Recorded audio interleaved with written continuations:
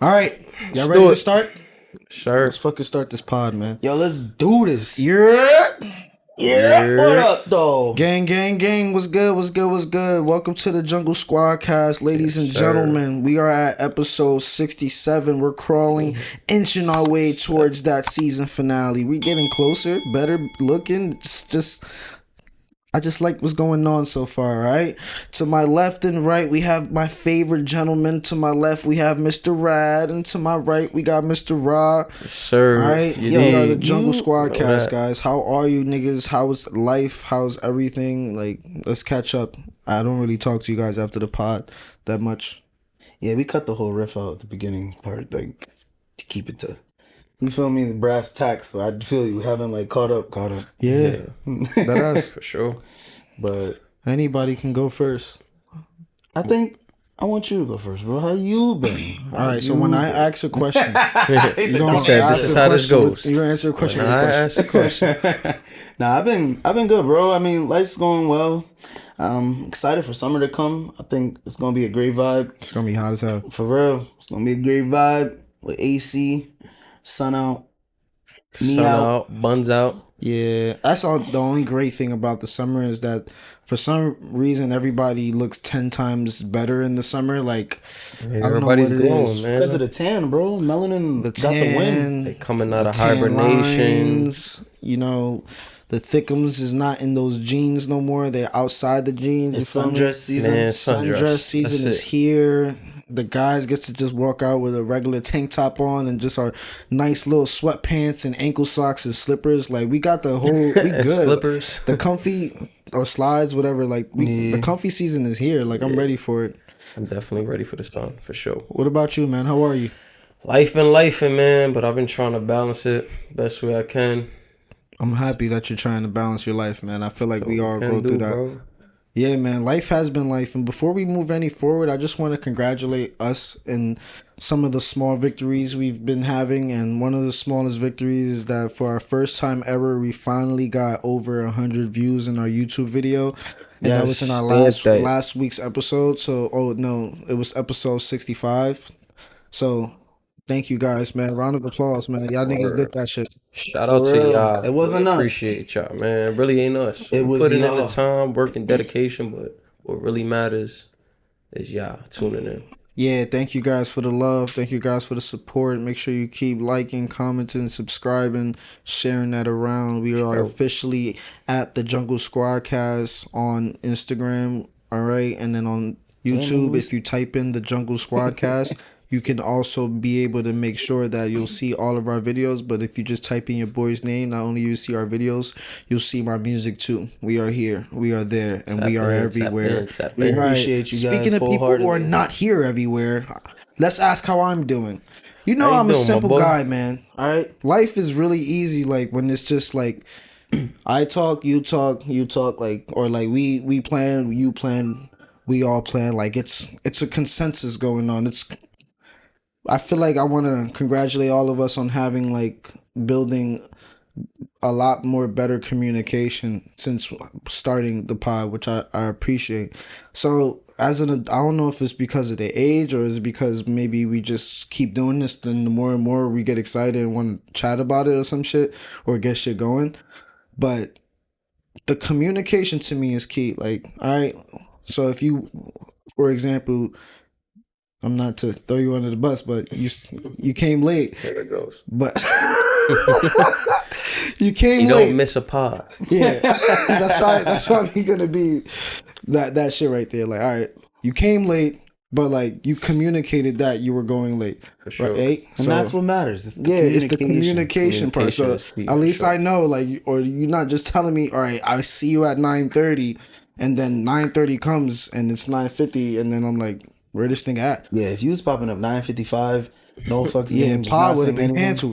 canceled. So that's like with everybody. So like if we have guests, for example, if y'all don't want to come here, or like if you can't make it or need to reschedule, cancel, all y'all have to do is communicate that, and there's no problem. There is no beef. There is no issues. You don't gotta be shy. Yeah, if you don't fuck with us, that's perfectly fine. Let us know that you don't fuck with us. That's great. You feel me? Like, we all grown men and women at the end of the day, and yeah. So like Lo said, communication is key. So it yeah, saves us a whole lot more time.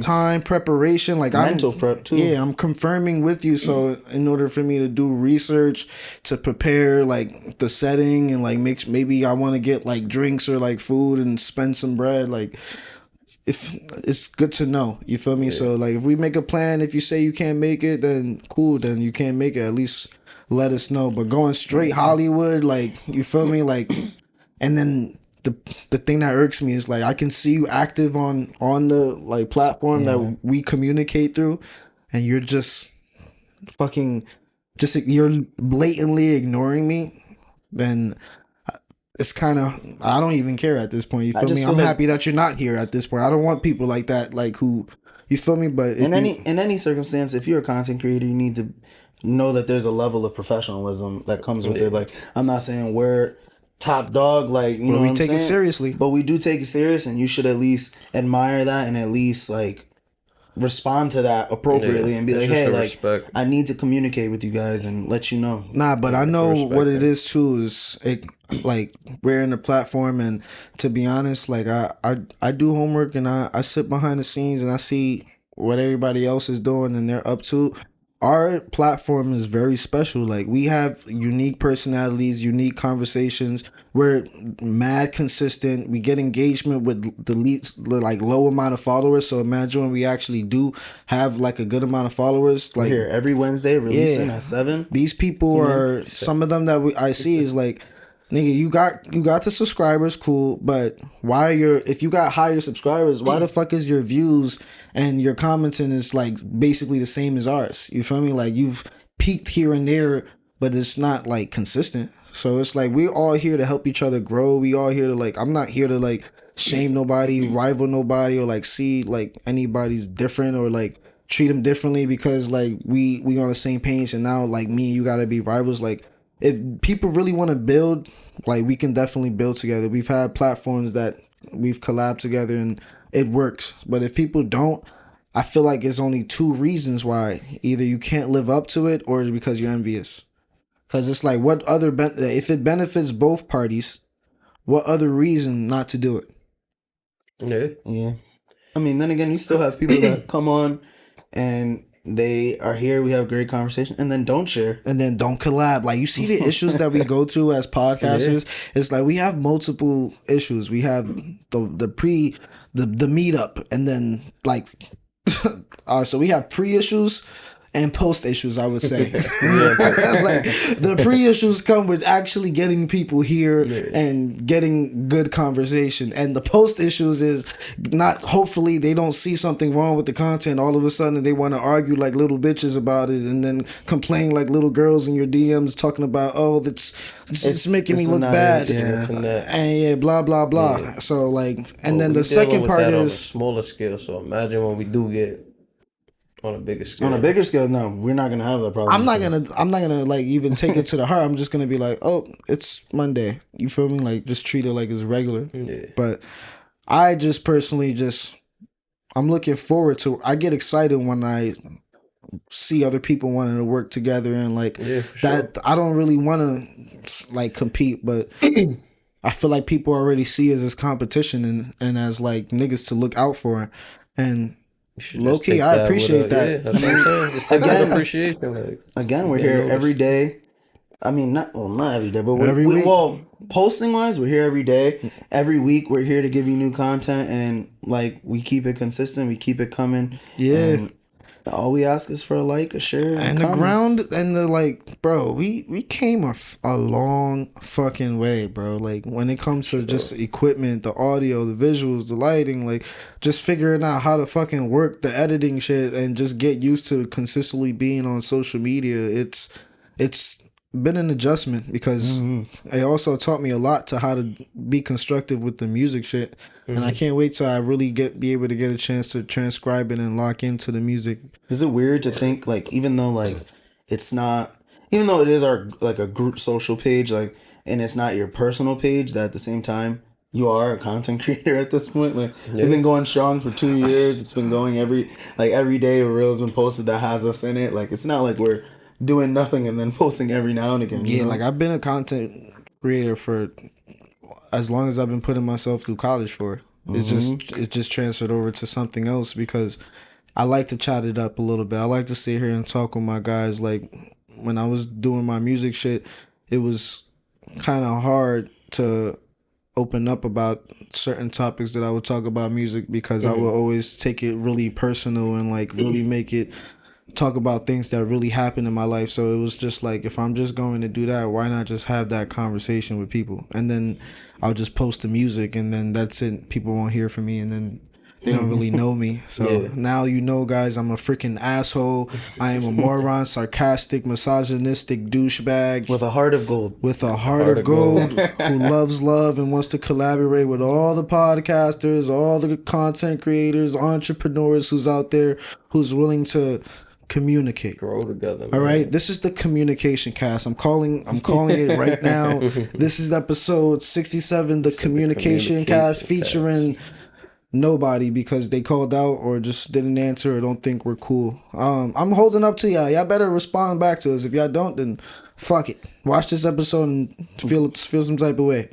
It is what it is, man. But stamp that.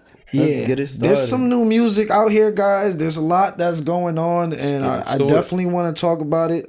I just fucked up. My Bluetooth is connected to that, and it's recording. So I'm going to see if I can disconnect it from there and see if I can I think somebody else should connect the Bluetooth. Yeah, because this shit is at 10%. He said this is not it. Yeah. Got it, my boy. I'm looking at it. I don't know if it'll fully connect. Yeah, it's called Rodecaster Pro. So I'm gonna turn it off and then turn it back on. Hopefully it doesn't automatically pair. Do a full move to the left. Like this way? Yeah, so then you got one frame when the cameras get adjusted so you don't get your cheeks in one camera and then your arm in the other camera. Word. I'll get my cheeks in the camera for OnlyFans. Subscribe. You already said you got no ass, bro. We've been on that pod episode. Yeah, not at all. You're gonna scare people away at this. It's undiscoverable. Not at all. Roadcast. Yeah. Connect to Rah's iPhone 14. Now play it, and it should be playing out the speaker as well. But what we getting into first? Play something. Let me see if it works. Yeah. Yeah. Raise the volume. My fault. I didn't mean to yell at you. Raise the volume. Turn it up. That's the highest? Right. Yeah, it's loud. I'm definitely hear it. Speaker, let me hear it. Soulja back, y'all. Hold on. Hold on.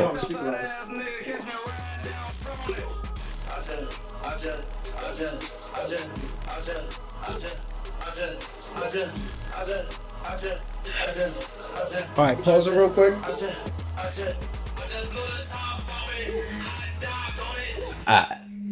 My fault. Oh shit! No. What the was that? Not a weak voice. So that's how we restarted. No. Welcome to the Jungle Squad, cast. You dig? So music. Let me stop. All right, yeah, we are gonna get into music. There's a lot of music that we dropped. That not we, but people dropped. Gunna's One of One dropped. Yeah. We got Ice Spice, Give Me a Light. We got Future and T Grizzley. I don't have the name of that. That was a good song. The Game.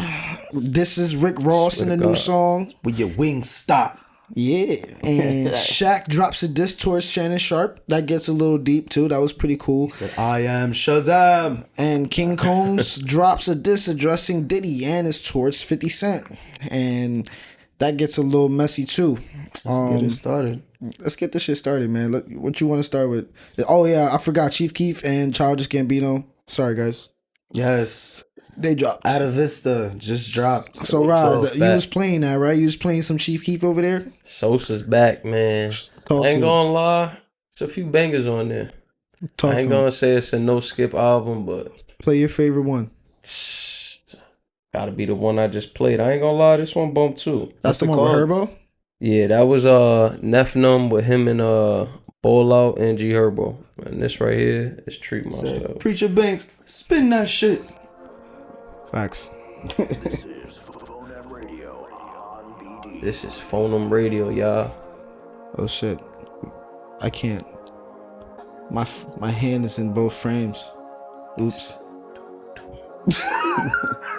We're overthinking.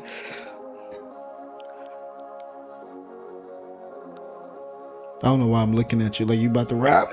That ass, like, alright, hold on, y'all. I was looking right at this nigga like, you don't want me to battle rap. Low key I do, like. Talk shit to all these podcasters out here. Like, no, let me stop. You got mad shit to say about Gen TV. My fault, y'all. I didn't know it took this long to start. This long ass drop, like, damn. Hey, this the return of Sosa. Let you know. Damn. Okay.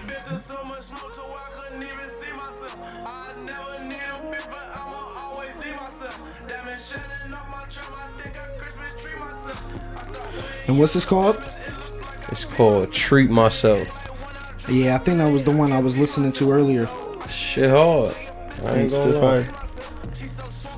But yeah, Chief definitely, nah man. What you rating this album, bro? Is this valid? Is this a listenable album? Like, cause I tried. Respectfully, I really did. It's not for everybody's ear. I would definitely say that. But like for the diehard Chief Sosa fans, I would say like they would definitely give it above an 8. Would you consider it a good comeback album for him? Yeah, for sure. It's a good recovery album. I mean, when was Sosa's last album? It wasn't too far.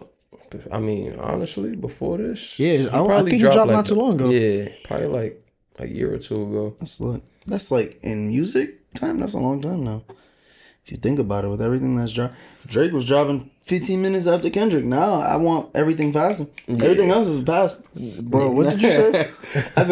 I said Drake and Kendrick was dropping like 15 minutes in between each other's drops. That's not what you said. You said Drake was dropping 15 minutes after Kendrick, and that is incorrect. It's the role reversal. Kendrick dropped 15 minutes after Drake. The Kendrick's caping. Yeah. I'm just saying, like, I told you last meeting. Get your facts. Fact check. I think my words just got mixed up. That's why I'm here. Right. Fact check. It's not a fact check. Yeah, fact check. It's not fact check. It's just a word jumble. That's a fact check, because if you jumble the words up, the facts are wrong. I just appreciate having friends on this podcast that can correct. I can help correct you. Yes, when I mix up my words. So you're welcome. You're welcome. That's what you should have said. What the fuck? Nigga said just thank me, nigga. Yeah, what the fuck? But, all right, bro. So 2 years since Sosa came out with the last album. Yeah. I mean, he dropped some shit earlier this year. It wasn't as good, but before that was like 2021. All right, well, but like. After Finito, like really, and that was when I graduated high school. Like I was on a senior trip. That song was lit. Like at that time, like 2015. After that, I ain't really. Yeah, that's why I consider it like a comeback for sure. Because it's like he kind of went off the map for a little while. Yeah, I wonder what happened with him. I hope he's all right, man. Chief Keef. The album was fairly decent. I definitely, like Ross said, I can't listen to that shit the whole way through. That is not something I was getting a migraine. Sure. It's like sitting there watching Call of Duty for 8 hours. Like it was that like I was like I can't do this. I can't go. Yeah, but there's certain songs on it that was hard. Like he said, the one with Treat Myself, the one with G Herbo was like really really good, and there was like 2 more tracks. I would probably say like. The intro was one of them, but if that was the intro, is that Treat Myself? Yeah, because the intro had like this long ass, like it took mad long until it got to him rapping, and I'm like, bro, this song is hard, but bro, I can't stand these long intros. I don't have time to be sitting here for real. Listen, I'm not engaged anymore. I don't even care. Nah, them long intros is like starting to become tedious. I feel like the only one that could still get a pass in my book is Rod Wave. I ain't gonna. Rod Wave has been cooked since those allegations came out. He been cooked? Yeah, bro. Come on. Nah. Since he stole lyrics, bro. Rod Wave could never be cooked, bro. Niggas been stealing lyrics since forever, bro. Nah. Niggas been paraphrasing rinse and repeat. We paraphrase lyrics, yeah, but he went bar for bar on song, like word from word. Cadence didn't like. It's the only thing that was a little different. Respectable, and it's like. You feel me? Crazy. You could give niggas their credit, but at the end of the day, he still didn't give no credit, and he doubled down on it. You feel me? He could give niggas the credit. You feel me? And that's where that's that thin line. Yeah, if he would have get still credit, keeping niggas relevant though. You feel me? Now niggas is bringing up niggas like the Boozy, or I said the Boozy. The Boozy. Fact check, bro. Lil Boozy. Lil Boozy, bro. Thank you. Lil Boozy, bro. Get it right. But I caught it. I caught it. The Boozy. I did too. It's so hard though. It's tried to fix my sentence. He's like, no, that's not what you said. The Boozy. Yeah, I've got it. I'm saying good shit. He meant to say the baby and Lil Boozy. No, I really meant to say Lil Boozy, and I just said the Boozy for some reason. That sound hard though. He should come back. His comeback season should change. The Boozy. Yeah, be the Boozy. For me, little alter ego. Yeah, but Lil Boozy, he came through and he was like, "Yo, I offer you like some royalties." Like he tried to make a deal and try to like really piece it up with him, but nah, he wasn't really trying to have it. I feel like he kind of like pressed him initially, and it's like, yeah, of course, everybody going. It's like, nigga, you could have talked to me man to man. Like I done did this shit with Hov before. Hov ain't tripping. Like Lil Boozy didn't have to take it there. You feel me? But he's just trying to stand on principle. And in my eyes, it's like, all right, you could have addressed me like on some man to man shit. I mean, you ain't addressed me by asking me to use the lyrics. Cool, but like I'm still keeping you relevant. Some people will take that and be like, all right, salute. Like you using my lyrics. But salute. If niggas know, are you keeping Jay-Z relevant? If Jay-Z's already Jay-Z, like Jay-Z, and Lil Boozy's Lil Boozy. You feel me? Niggas still Lil Boozy. You're not really as relevant though. I was gonna say though, you're not really keeping. I mean, Jay-Z is relevant. Put your pussy on Instagram Live. I'll give you $1,000. That's the. If they didn't ban him off Instagram, Lil Boozy would still be more relevant. So yeah, I can't say he's not, but that's what I'm saying though. These are two artists that their music is already very like relatable and people can listen to constantly. So it's like to take their lyrics and say I'm keeping you relevant is a crazy statement to me. Yeah, I mean, like I said, I feel like some niggas would take it as like, I salute you keeping me relevant. Some niggas is gonna take it like, damn, give me my credit. You feel me? Mm-hmm. It's just how you want to pull that card. It's like I said, communication. You feel me? There was no communication at all. There was no like, yo, can I use this for the fucking word of the day? Communication. Yeah, like, can I use this right now, please? Yeah, at least. Or like, it doesn't matter. Like, it'll bring you back. I'll give you a shout out or credit. Bro, there's no credit.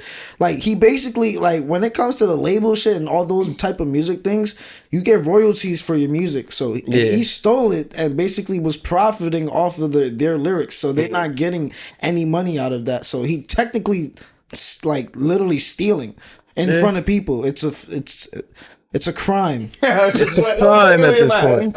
You feel me? But he's not the first one. You feel me? Like you said, sounded like a little bitch. Though. Nigga said, it's a crime, bro. I didn't want to like talk over it. I was literally, it's a crime. It's Grand Theft lyrics. Yeah, you feel me? Lyrics. Is that larceny? No, what's larceny? I forgot. Grand Theft lyricism. Yeah, larceny is some other shit. Like, I don't know. But he ain't the first to do it, honestly. Like you said, niggas done been paraphrasing, but it's like niggas stole certain lyric for lyric, and it's like niggas ain't tripping. Nah, bro. I get what you mean though. I'm tripping. Steal my lyrics if you want to. I'm coming out with the Kendrick style diss pack. You feel me? Like, I'm gonna have everything ready, drop it 15 minutes after you. Like, I'm coming crazy for your family. He been canceled. He ain't canceled though. That nigga canceled. I haven't heard it from ever since, bro. He dropped. He dropped a little single, and I haven't heard it. Like, I never it the kids don't even talk to me about it. You know why? Because it was his own lyrics. That's why. Yeah, exactly. He ain't steal nobody's shit. Good job. Rod. I need you to drop some shit, Rod. Yeah. Come on, I got your defense, but I'm sorry. Shit, listen, the best person to ever do it, I think, to me was Childish Gambino. He said, he stole some of my lyrics? Yeah, it literally on something. He goes, shut your mouth before I fuck it. You really hate my lyrics now? A Kid Cudi's. That's a Kid Cudi bar. He did that. He actually says it in the song, gives him credit, and puts it out there. I respect that then, because he shouted him out, gave him credit, and if Cudi wants to claim that, either way he'll be able to claim it, but they'll still make money though. You feel me? Yeah. But so it's a less of a fight one way than the other. You feel me? Mm-hmm. And it was clear. There was probably some clear communication. Like, Cudi, Let me use your lyrics. I'm gonna give you a shout out on the song. Yeah, great. We both mixed. We just assuming. I'm pretty sure that happened though. Happened. That's more likely to happen than Rod Wave asked Lil Boozy, Jay-Z, and all the other niggas he stole music from. Yo, can I use your lyrics? I mean, honestly, Atlanta niggas be riding for each other, and they both from. You feel me? I'm pretty sure Boozy from Atlanta. I might be wrong. So don't not Jay-Z though. But it's like, you feel me? Not Jay-Z. Nigga said not Jay-Z. Yeah, but I don't know how we got to talking about. It was long intro. Like, Rod Wave. Yeah, we. Yeah, so the next album. Next album on the list. Gunna, you feel me? One of one, and I gotta say, guys, this nigga hasn't missed. This right here, this album right here is like, if Gunna's music was a piece of clothing, it'll be silk.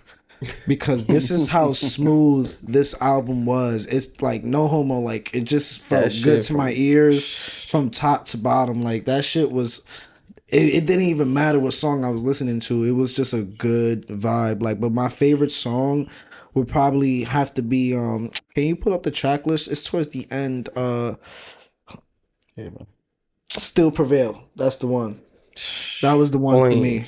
And yeah, the first couple is good. The ones, surprisingly, that I did not like, it was the ones that he already put out. That was Sap and the one with Offset. That shit bump. I didn't. What's that? Yeah, let that shit like register a couple That's times. The problem.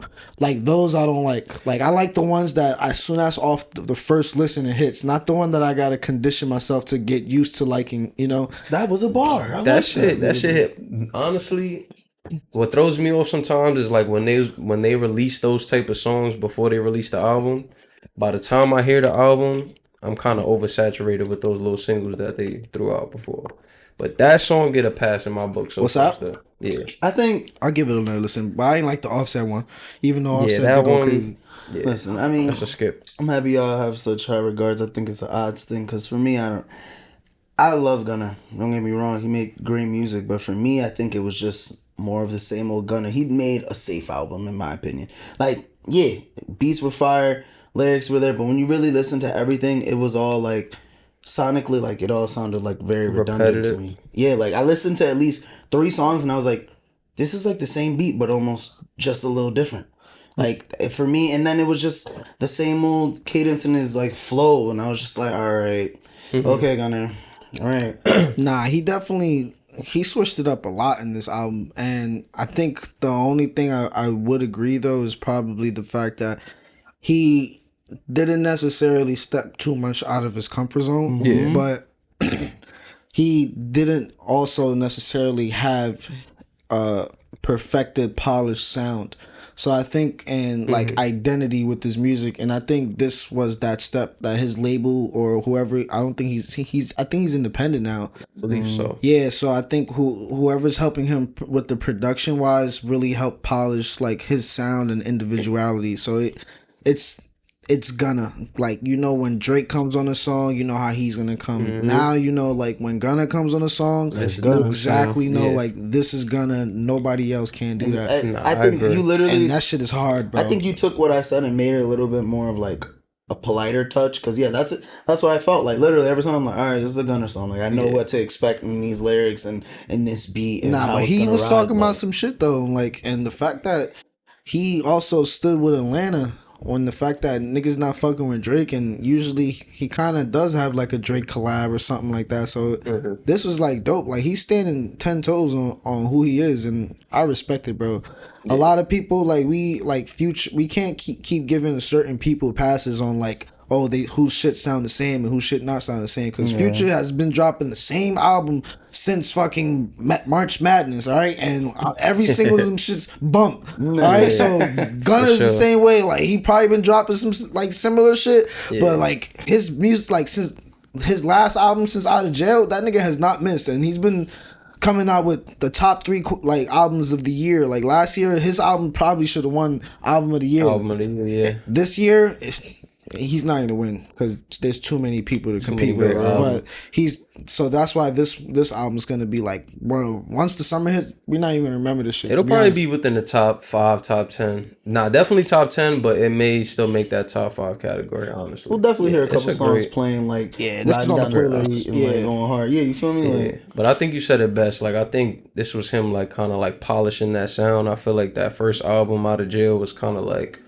him testing out a new flow, like, with confidence, and it's like... That shit was hard, though. You gotta listen to Bread and Butter, bro. Yeah, that shit... He came back hard as fuck. I ain't gonna lie. His comeback was hard as fuck. That was the first day out of jail album.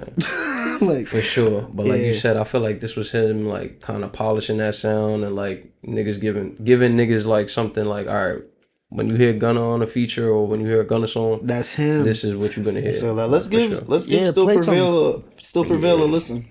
Let's tap the fucking. He said, hold on. That's not Still Prevail. That's some heat, though. Gunna 101. First of all, Still Prevail. The album cover, hard as hell. That shit is hard. Hard as hell. Simple at its finest, but it's hard. Feel me? Damn. Okay. Damn.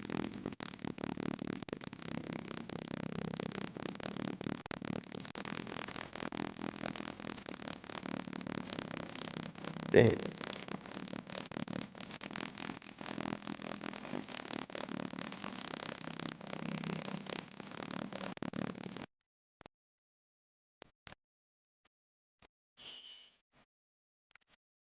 Damn.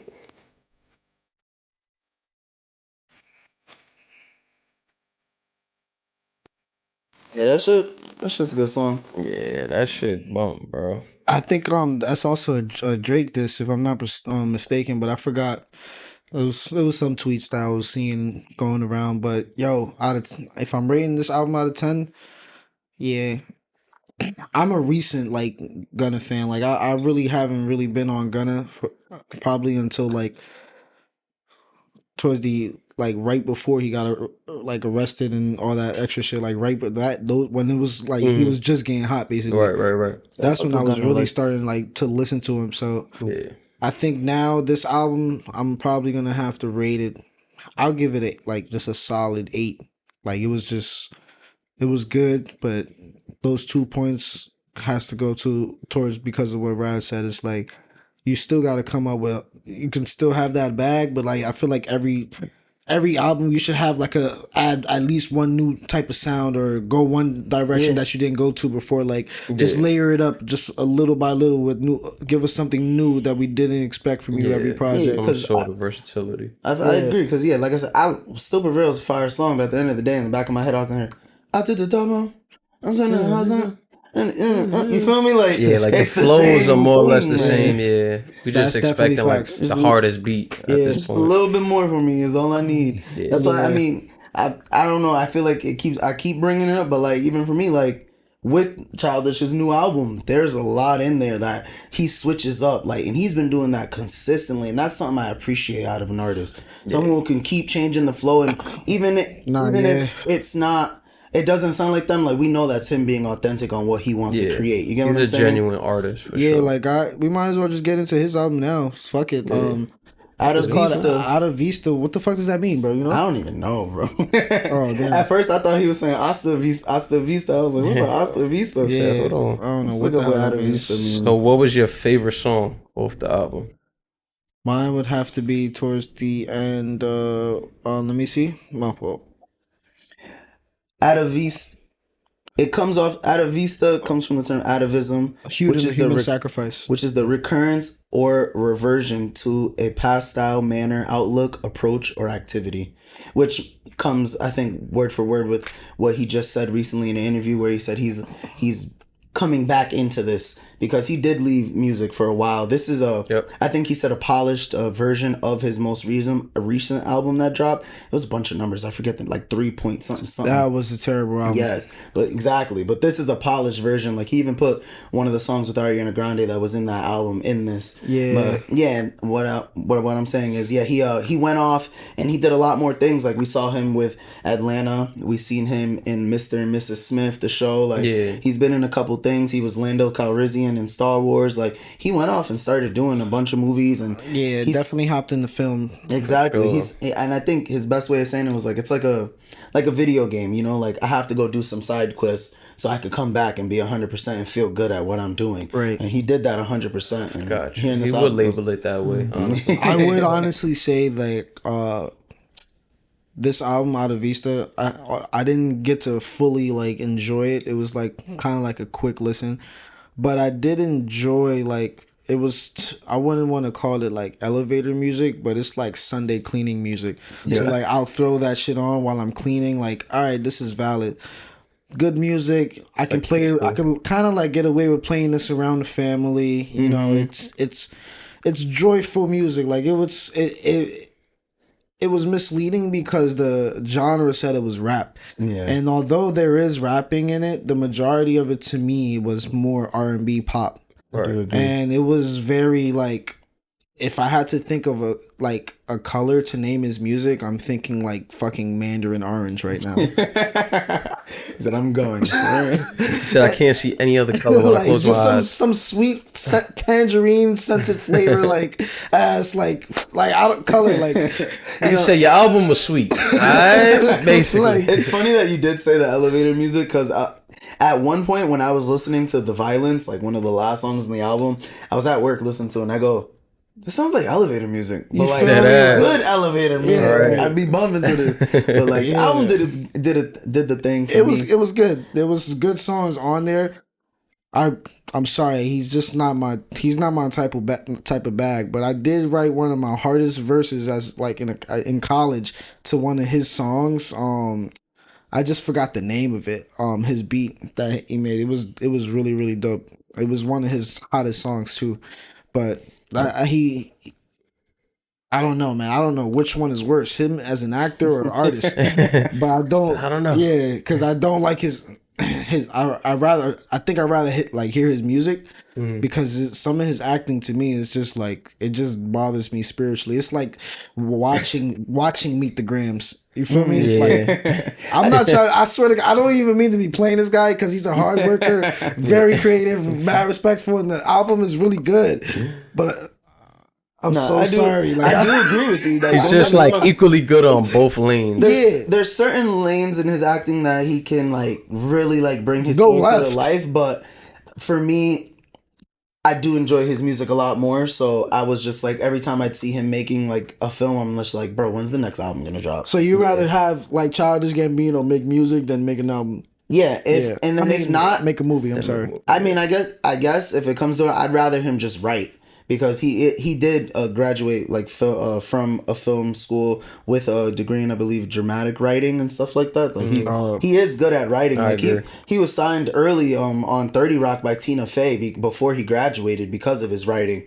You know, but he wanted to dive into acting and like come out of his show. I mean, I come from the era of Childish Gambino that was Derek Comedy, which was actually when he started on YouTube. Him and his friends did skits, comedy sketches, like, and they were hilarious to me. Like, I loved those. And then seeing him go to Community was amazing.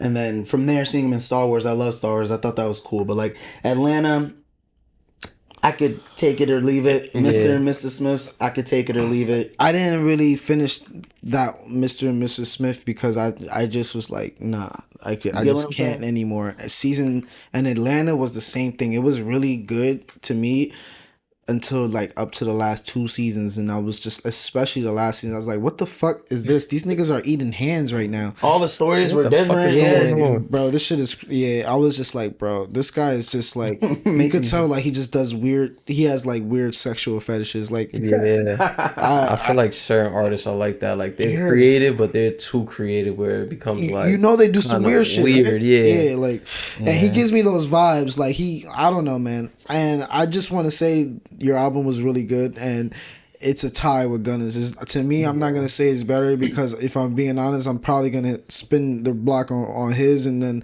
when I know I have family around, play yours. If that makes sense.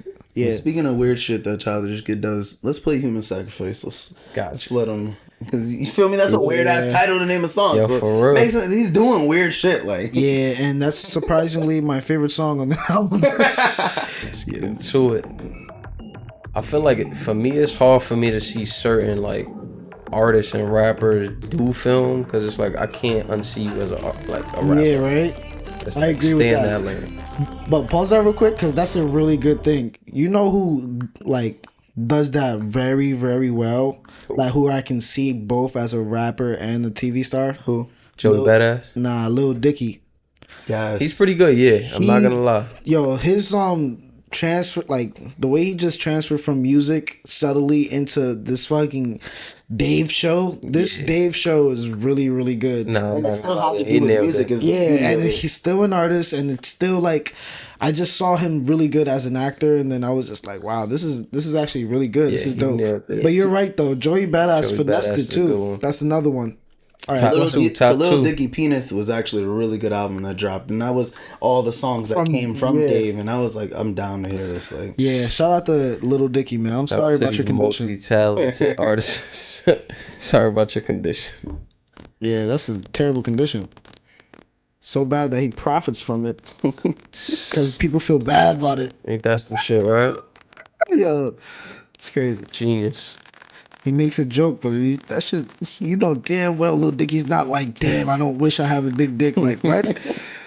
I'm gonna profit off this little dick. So I'm gonna do what I can with this shit. I can't fuck nobody with this shit. Yeah. All right, I'm sorry. I'm just. It's one of those long intros. Yeah. He does. I'm like, I thought the song started. Yeah. I just like the hook. He said some shit on this. Yeah. Something for a reason. Like this, I'll play in front of my kids, like while they're doing their work type shit. You feel me?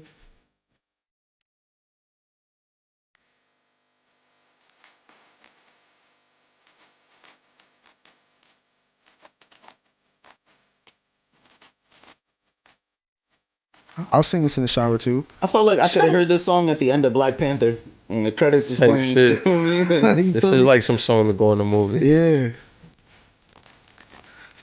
I like music that I can see, if that makes sense. Yeah. I'm definitely got like a visual picture. Like, right? That Mandarin orange. Yeah. Literally. I'm seeing like some animated. Like I feel like it's really made fun of Childish Gambino. And I didn't even that nigga's ass. Nah, you came through. You showed love. You said the album. Yeah, you did good. Yeah. You called it how it is. Yeah, but damn, I'm gonna feel bad when I drop my shit, niggas. Yo, I'm a mean person sometimes because I want everybody. That's why I work so hard because I just don't want to give them a reason to have to say anything. You feel me? You gonna drop the They'll music, still find something to say. Like, you said Gunna was 8 out of 10. Yeah, you tired with Childish? Like one of those fan bases is gonna be like, nigga, you're wildin'. If not both. Yeah, right. But yo, it's Ice Spice though. Come on, because yes. He said yes. Ice Spice. I wanted to wear my shirt today, but I should have. I didn't wash it. You know, I'm saying it from Rad. Yeah, you do, baby. You do have a shirt. I think you wore it on the pod one time. I can't believe she really got Sean Paul to let her use that song. That was terrible, man. But I play the song. Go ahead. Let's just play it. We just give me a light, man. Play it to when it gets to the dumbest part of the song. But the ass is sad though. That intro video she made. Oh, we'll get to that because you already know she was fire. Go on, yo. She went in slow motion. I was like, damn. I was telling you it wasn't long enough.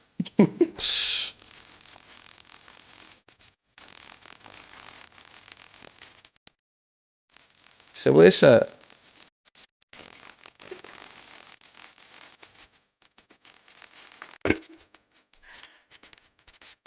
Yeah, see, that's where you lose me.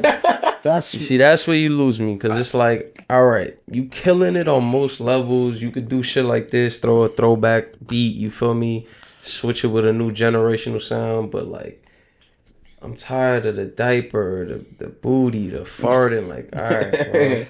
You got a fat ass, but like, come on, man. Now I'm not even looking at your ass on some like attractive shit, bro. You got a diaper on?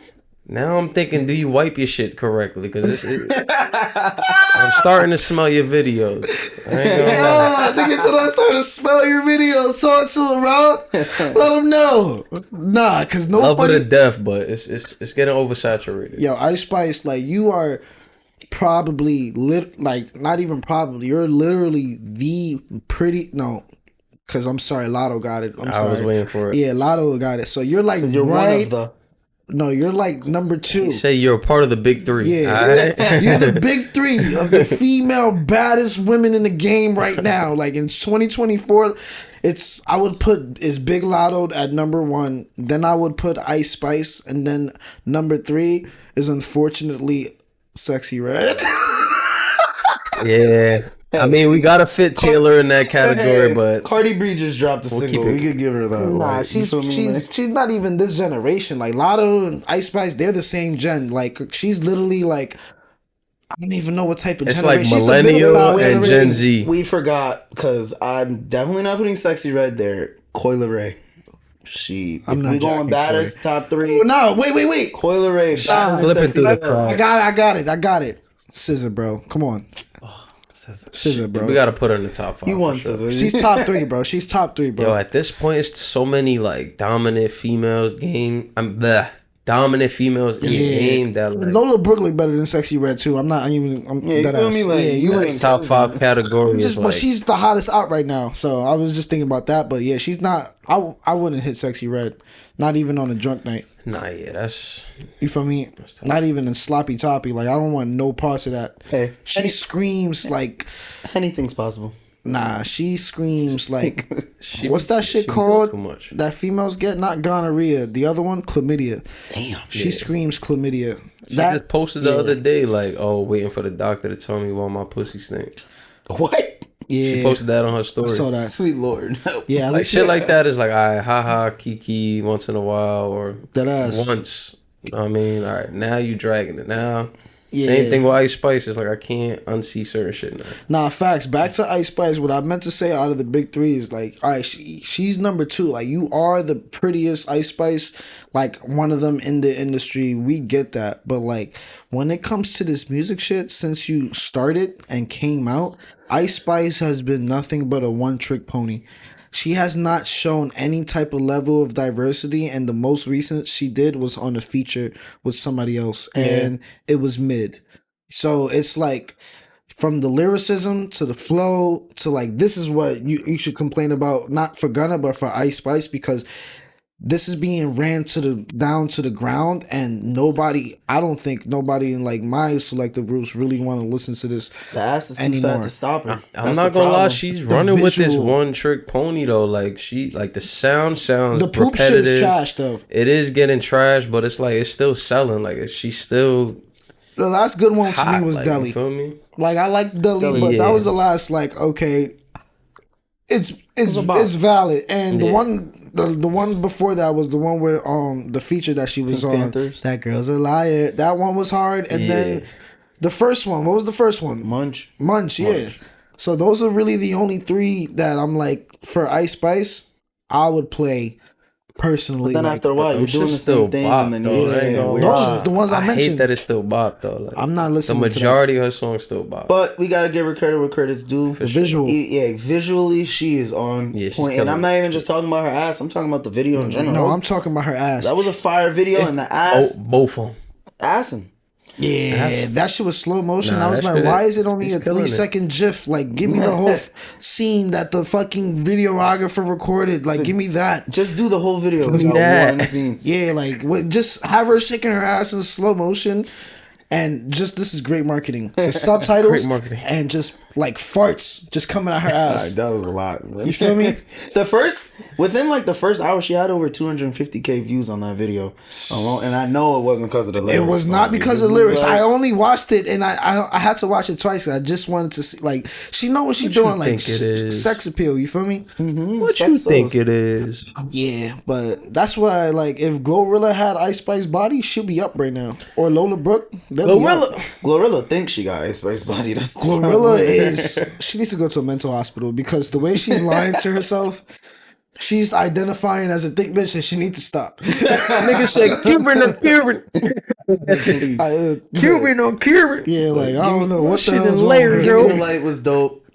I think the beat was amazing. To take it from Sean Paul and bring back something and try to something she was really nervous about to do though. Yeah. I do appreciate her at least giving her best, and she stayed in her lane. She tried to make a new flow while using somebody else's beat. Somebody else. Like she was like, I'm gonna stay safe and I'm gonna use what I know at least, and people are gonna love it. Perfect timing too. The summer's around the corner. That's gonna be a summer bop. That's a summer bop for sure. That's not a summer bop, guys. That's a summer bop at a party. The summer bop is not.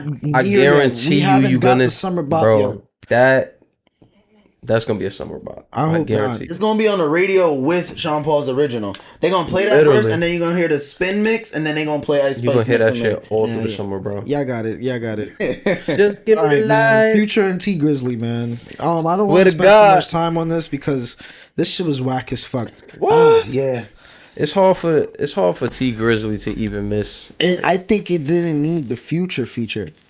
Yeah, it's even harder for Future to miss. Like, I'm not even gonna lie, but certain big artists don't go together. Yeah, and I think this wasn't a good mix, and they both from Atlanta. Gave me like Evo vibes. This shit hard. I don't like the beat. They could have went harder with a beat for sure. It just had the drums in there. Bro, T Grizzly just did a song with MGK and that shit was busting. This shit wasn't it.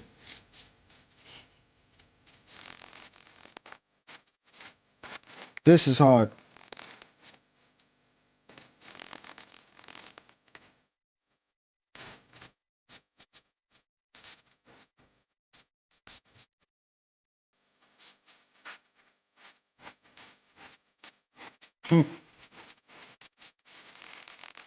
Yeah, he went hard there. Yeah. I do agree. I don't think he needed the Future verse, but the Future verse, but I mean, was it really that much of a Future verse, or was Future doing just the chorus for him, really, when you think about it? Nah, he was spitting on that. There was a couple things towards the end, but I felt like the majority of it was repeating the chorus and keeping it going for him. Nah, facts. T Grizzly definitely did his own thing on there. I mean, if y'all like that shit, go listen to it. It's out. Give Me a Light. I'll say this. I'll take the Future T Grizzly over Give Me a Light. Yeah. Sorry. For me, I know what you said, like the summer bop is definitely, Ice Spice definitely gonna make more money. I don't even know because Future's on that. So anything with, I don't know. That's I think Ice Spice might top it off. Yeah, but I'll put them on the same level. Like if I had to rate them, they probably both like a 7.58. Yeah. I'll put it like this. When there's a bunch of women in one car and they go into a party or something, they're going to play Give Me the Light. But when a bunch of dudes are in the same room, siphon, chilling, we going to put on that Future and T Grizzly. You know what I'm saying? So they both will get their own right in their own demographic. Because if you play that Ice Spice shit around me, like if we just chilling, like siphon or like going out for drinks, I'm like... But if you playing in a room with women and you chilling and drinking, women, then it's if the women is there, cool. But if just us three and like Rod just... Imagine you a girl. All right, let's hypothetically think we all three females, right? We in the car right now. We drinking. We pre-gaming to the club right now, right? I just rolled up a blunt, right? Yeah. What song I'm playing? Damn, can't find my lighter. Give me a light. It's over. Ice Spice coming right with it. I'm lighting the blunt. Kiki, give me the light. You know what I'm screaming? Over. Got a point. U-N-I-T-Y, that's the unity. Take me home, nigga. Take me home. U-N-I-T-Y. U-N-I-T-Y. I don't even want to hit the club no more. What? Queen Latifah killed that. Who you calling a hoe? You gotta let them know. Shout out to Queen Latifah. Come on, shout out to the Queen. Nigga said, I'll take an Uber. I'll take an Uber, son. Nigga said, this is not drunk music. Yes, it is. We're unifying right now. We're getting drunk. Shots. You feel me? Nah, let me stop. U-N-I-T-Y. U-N-I-T-Y. Who you calling a bitch? Like, that shit gonna be hard. Nah, let me stop. All right. Shout out to Queen Latifah. But speaking of bitches, the game, this and Rick Ross, you feel me? You guys let me know which one you think is the bitch. who I think is a bitch out of the two of them. Out of the game of Rick Ross. I'm gonna have to give it to Rick Ross. Rick Ross is the bitch. One of them hasn't responded, so I definitely would. He responded, but on some weird shit. Like Rick Ross responded with some type of really expensive bowl, and he was like, "You niggas out here starving," and his funny little teeth, and started grilling like. He gonna try to make a joke out of everything. In terms of musically, even when that happened, he hasn't. Academics was the first one. Now on Twitter, like, you got these many days. Yeah, lock in. Speaking of act though, real quick, he actually I just found out he deleted his not Instagram, Twitter. Wow, today? Yeah, today. Wow, shit. Deactivated, whatever. So maybe by the time this drops, it might come back. But I think he was tired of dropping Kendrick lyrics left and right. Yeah, and Drake and like Drake that nigga been Drake like, up, defending him. I'm like, all right, bro. But apparently, according to his sources, Drake is supposed to drop again. I'm gonna be honest, I don't even care. But let's get back to the game. That's what we said when we was waiting for Kendrick, but no, you're right. But I really, it's over. I think the war is over. I mean, just the end of that, Drake posted a whole post. He said it was fun, summer vibes ready. Like, I think he's past it now at this point. But yeah, he's not past it. But he's not going. He's going to just respond on his own time now. You feel me? He's not going to like we pressed him to really drop. You feel me? So he's probably gonna do what he did after like that Pusher thing kind of died down and just like throw shots here and there and then kind of dilute the attention towards him aiming at a lesser artist. You know, like he's like he did with Kanye after Pusher, kind of like to get everybody to forget about it. But I feel that. But for real though, the game and the Rick Ross like the game deadass said, yo, you 12 lemon pepper wings away from a heart attack. He came for him. Yo, like the whole bars, like he was really coming for his neck, and it was like a 4-minute track. I listened to that song back to back. I actually really like the beat. I love that, but I'm gonna have to be honest. I don't think it was the time for that.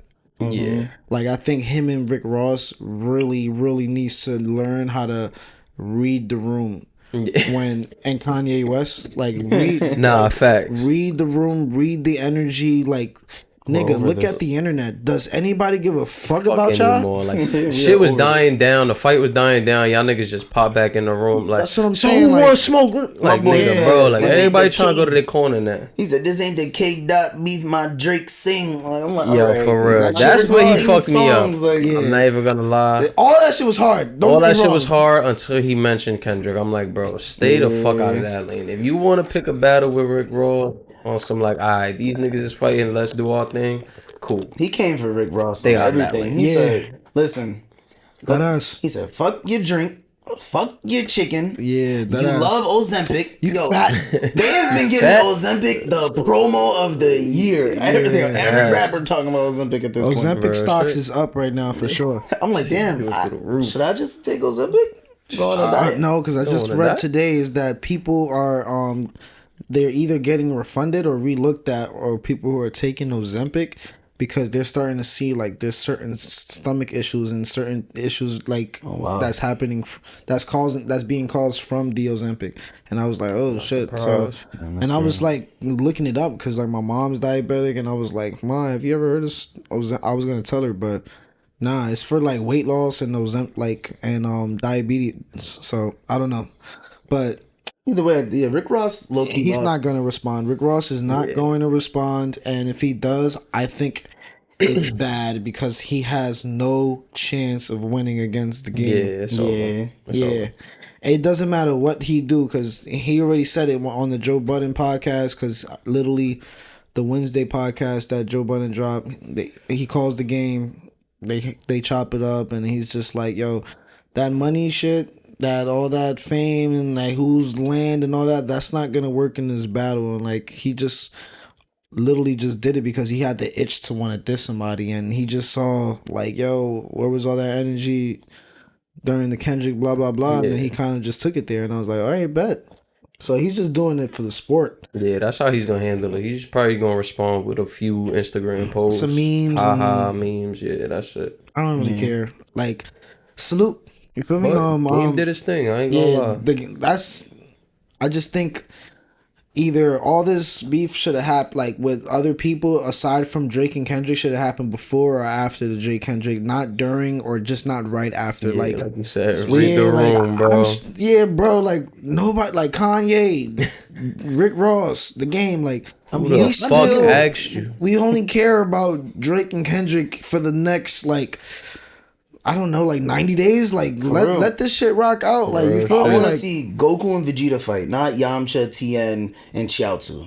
You know what I'm saying? And niggas really spent time going to the booth. Like, I'm about to make this diss track. Like, yo, but people, I get it though because people get mad inspired by like hate energy and like exactly. So like when. Like, for example, I read some tweets like, yo, people was like, oh, this shit is hard. Like, make me want to start dissing niggas. And it was just like... I got some shit y'all got on. Yeah, it's like all of a sudden niggas want to diss people now. For like, real. Everybody follows trends, bro. And then at the end of the day, it also... That benefits Kendrick and Drake anyway. Because, like, who we're going to be like, oh, it really all started when Kendrick and Drake. Now all of a sudden everybody doing it. People's going to keep making references towards them probably in their music during these diss tracks. But one of the hottest disses, like I would say there's two of them that's like really, really like, it's funny, but it's also mad disrespectful. So, all right, salute to Rick Ross, The Game, we'll see. All right, but the funny one is, I'm gonna start off with this one first. It's Soulja Boy, bro. Yo. This man, Soulja Boy, is mad disrespectful, bro. And he's a bully.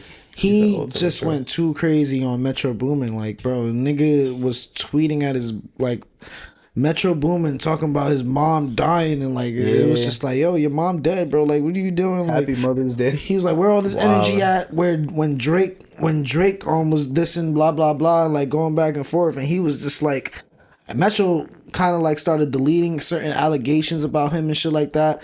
And then all of a sudden, Metro started, what did he do? Because he was like, it was a tweet that Metro said about Soulja Boy like 12 years ago. And then apparently it just resurfaced, and then Soulja Boy got dumb tight about that.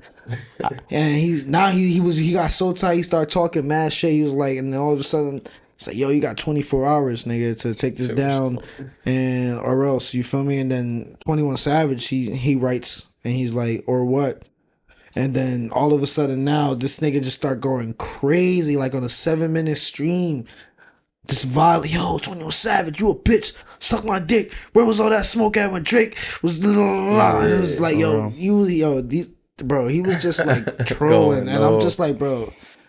Yeah, Metro's tweet was crazy. Metro's tweet was, my phone rings to come to the studio with Jeezy. Your phone rings to send Soulja Boy a pack of beats. Sit down. Yeah, that was, and he started responding to that. He said, and I took that personally. It was how long ago it was. Yeah, Soulja Boy was a little bit of a like on demon time. So I respect it though, because he's just always been like that. He's like to me like our generation of Lil Boozy, Da Boozy. You feel me? Like Da Boozy. That nigga's the original Da Boozy. Yeah, you feel me? Like, so I don't know which one came first. I think the I was gonna keep saying that Lil Boozy came first, right? Before Soulja Boy? Yeah, right? Yeah. So I don't know. They both to me are like cut from similar cloths. Yeah. I agree. What about that King Kombs shit? You guys heard about him dissing 50 Cent? Bro, he need to leave 50 alone. You know how 50 Cent react to anybody like talking shit. That nigga will buy all the tickets at your fucking concert. Yo, play it, bro. Empty that shit. The King Kombs this? Yeah, it's on YouTube though. Yeah. Me personally, well, I'm gonna play it first and then I'll give my opinion. But me personally, yeah, fuck it, go ahead, give your opinion. Bro need to stay in his lane. Word. I honestly wasn't a big fan of it. Shit bump, but it's like, nah, that's not your lane, bro. For real. It's really not. It was more of a song defending his dad. In my opinion. It was definitely just a song defending his dad, and I was just like, all right, we got it. I respect it, but nigga, what do you expect out of this? So how you gonna tell Curtis suck my dick? Like, that's crazy. It's brave. Yeah, that's a brave move. Like, respect the bravery. My fault, yeah. Technical difficulty. Nah, you good, man. Nah, you good. I think I can hear myself out the speaker too. I don't know. I hear like some type of echo or some shit. Literally, right after he dropped it, 50 made a post. He goes, I feel so threatened by the things Christian is saying on his record. I'm afraid for my life. Please don't hurt me, guys. Yeah, nah. But what's interesting about all that shit is what, like, because Meek Mill jumped into it. And Meek Mill started coming at 50. He was like, nigga, you are a fed. Like, you're not really a street nigga and this and that. And then all he did was kind of like he was tweeting like a whole bunch of stuff, but it's on my phone. I think if you check my Twitter, I retweeted some of it, but it's interesting that he kind of like chose 50 to like really. I mean, not 50, chose this situation between 50 and Kev Kombs to like all of a sudden like hop in. He deleted the tweets after that, but everybody, the internet already got it. Choosing when to like hop in beefs, like, you feel me? Yeah, that shit weird to me is because 50 Cent was like, oh, you know what?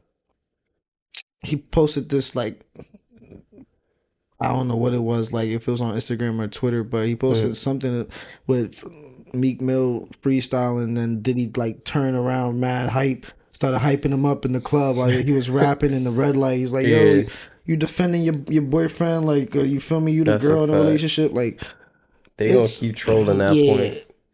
I don't think Meek Mill wants to smoke with 50 when it comes to that, but I wouldn't mind seeing them go at it like in the actual beef. I don't think either one should be like counted out. Honestly, a lot of niggas don't want it with 50. Like 50, he got a lot of leverage. I don't see it now, not in music. So I mean, he got some leverage in music with the amount of music that he dropped. Them shits like did numbers, you feel me? No, but I'm saying like if he were to get in a diss battle right now against Meek Mill, I honestly don't think he would win. That's different, but like he's not gonna. I don't see 50 really doing that shit. He'll rather troll him with some other shit, like on a money scale, like a power scale. Like that shit is such a corny, like cliche of a flex. It's like if we know you're gonna talk about money, how about coming up with a different angle? Do something different. Where it's like, when you got that much money, it's like, fuck a different angle. What angle really matters the most? Yeah, you're right. What about that Shaq and Shannon Sharpe shit? Like, did you guys hear about that? Oh, we didn't even let the diss track play. Yeah, I was about to say. I'm on it. Like, we on a time schedule. Let's get it. Tap into a little bit. This is the Kev Kombs shit? Yeah. All right. This shit is ass, so just skip to the end. Like, the last 30 seconds. Somebody. He sounds terrible. Nah, he was trying to go sound so like hard. an amateur rapper for real. Yeah. No Diddy.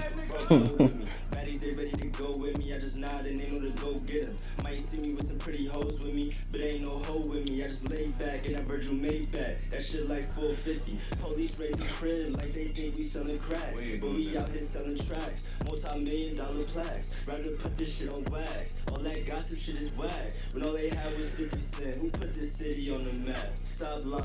That shit not it. Nah, hold on. This was his hardest verse. All they had was 50 Cent. Who put this city on the map? Stop lying. Pops been hated on by many men. And nigga, that's fine. They gon' try to stop these M&Ms and they gon' die trying. Pull up to the That was hard. Yeah. I do remember saying that was hard. Yeah, that's it. Oh, he referenced the song. But he referenced Eminem and the movie in the song, so that was dope. But nah, bro, like I know 6th and 7th graders who rap better than you, literally. So that was catch the beat better. Yeah, that was like, bro, you really trying to be like your dad in this generation rapping? Like, you really sound like some old school ass nigga coming out in 2024. Like, bro, like that's not what we here for, right? Shaq rap better than your ass. No, let me stop. Better off just staying out of it, staying quiet, and just letting. Bro, the thing is, people who are dissing now. Oh, my fault. You right. Nah, you good. The people who are dissing now. Who the fuck asked y'all? Like, who was asking for this? We saw the narrative with Drake, Kendrick, the big three. Like, that was something we actually wanted to see. But like, We don't want to see these underground ass diss tracks. Like, everybody just hating on everybody. Yeah, because they're trying to get some like attention and try to be relevant. Like, no, we don't give a fuck. Christian, you went to a charter school. We don't give a fuck. We don't care. Right? You were raised well. Kevin Kombs, you're trash at this rapping. Okay, just be that. Stay in your lane, bro. That pretty boy who like. With the waves, man. And the guy who's entitled, and what else are you? Like, just a little rich baby boy. Like, just shut up. Enjoy your riches. For real. Damn. Enjoy the fruits of your non-labor. Of your non-labor, yeah. And enjoy the fruits of your donations, nigga. Like, damn. But you was bringing up Shannon Sharpe and Shaq. Shaquille O'Neal. That was actually a crazy. I'm hearing a lot of bad things about Shaq these past couple weeks too. Yeah, man. Shaq done had a nigga be sliding the DMs. Yeah, like his wife came out with like some book or something, baby. And then like she tried to like admit like, I guess she came up with some shit like, oh yes, like she was in love with him, but she wanted to stay with the children to stay in that marriage, but she really wasn't like happy. Yeah. And it was because of like, you know, he was stepping out of the relationship, and I was just like, I never seen Shaq as that type of person. Like, I just see him like as soon as he finishes at the game, like he goes and eats a lot of burgers and sit on the chair and just play games and watch. Yeah, like, bro, you was in Shazam. What you doing? Yeah, I see you at Walmart buy everybody stuff. Like, you feel me? Like, so I just didn't see Shaq in that light. So it was kind of interesting for that to come to light now. You know? But now I can see it more and more. Like, if an allegation came out about him with some shit like that, like, I believe be surprised. It's like, but then again, he was a basketball player. Like, you feel me? Basketball players be cheating. But your ass is too big. True. Like, you can't be like sneaky. You can't be trying to hide. Like, niggas is gonna see you everywhere you go. How does 7-foot nigga trying to cheat, bro? I see you over there. Go to your family, nigga. Just play it safe, bro. So Shaq and Shannon Sharpe were dissing each other because Shannon Sharpe was on his platform. I believe it was with Ocho Cinco. Or it was either like on one of his platforms, whatever he's on, the sports channels. He's on everything. And he has his own. So he said, basically to sum it up, if Shaq were to try harder, he'll be a lot better. But he wasn't as good because he didn't really try as hard. And Shaq was just on some nigga. What are you talking about? You feel me? It didn't even fully stem from that. It was I forget what they were talking about. I think they were talking about. I think it was the athlete of the year, but it was if I'm not mistaken, let me get the name right because I don't want to mess up. It was Nikola Jokic, that he had just won an award, and Shaq was saying that he thought that Shai Gilgeous was the better athlete of the year and should have won the award over. No, they were talking about the MVPs, but then it stemmed after, like, he was basically talking about because he was like, Shannon Sharpe, Shaq can't really necessarily be in the top of those categories because he only has one MVP. These people are in the conversation because they have 2, 3, and 4.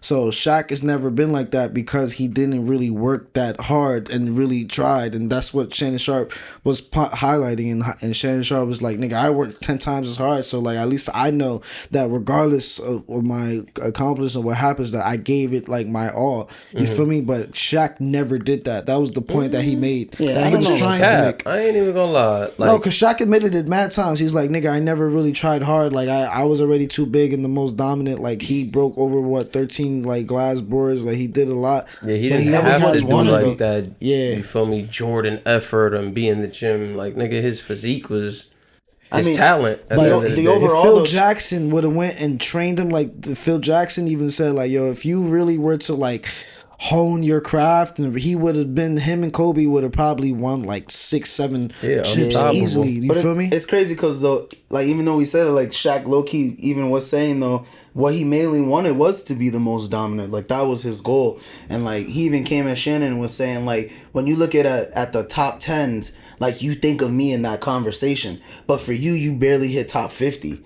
Like, he looked at his NFL he was talking record. Shit, but he was like, you don't even hit top 50. Like, what are you talking about? I'm in the top 10 discussion. Like, you can't come at me over my work ethic. I chose to just be the most dominant player. No, he didn't choose. He was already the most dominant player, which gave them no other reason to strive for it because no one could already beat him at that level that he was at. But they figured it out eventually. You feel me? So if he would have like conditioned himself, I do from that Shannon's aspect, I do agree that he would have won at least more than one MVP in his entire career. That's crazy. Yeah. For Shaq, with him and Kobe, I get it. He was with Kobe, but nah, it's one MVP. That's OD. So like from that perspective, I get it. But I think they're both being a little overly like sensitive because Shannon was just doing his job. Shaq caught offense because he basically caught a stray bullet. I get it. Yeah, but everybody in like you talk shit all the time on your platform after the game and like during the big game. Like I'm seeing you in the playoffs violate like with Charles Barkley and everything. Like y'all going in. I think so. Shaq, what the fuck? No, I agree. I think Shaq was just like most of all. Just don't call me jealous. Like I am not jealous at all. I mean, when you look between the two players, I think Nikola definitely deserved his award. Nikola Jokic. Yeah, but I definitely think deserved his award over Shea. I think Shea over Embiid. And I don't think that's the case. And I think that was nonsense because that fucking rule came like towards the end of the season that all of a sudden you have to play a certain amount of games in order to be considered as MVP, like in the MVP conversation. And then that's what messed up Joel Embiid. But on no funny shit, Joel Embiid should have easily won MVP this year. He should have been one. Like I think Jokic last year, Jokic won that fair and square. But the year before, hell no. I think... Yeah, Embiid has been getting robbed for the past couple of years, but I do think like Shai had a really great like breakout season for sure. Like I definitely Shai.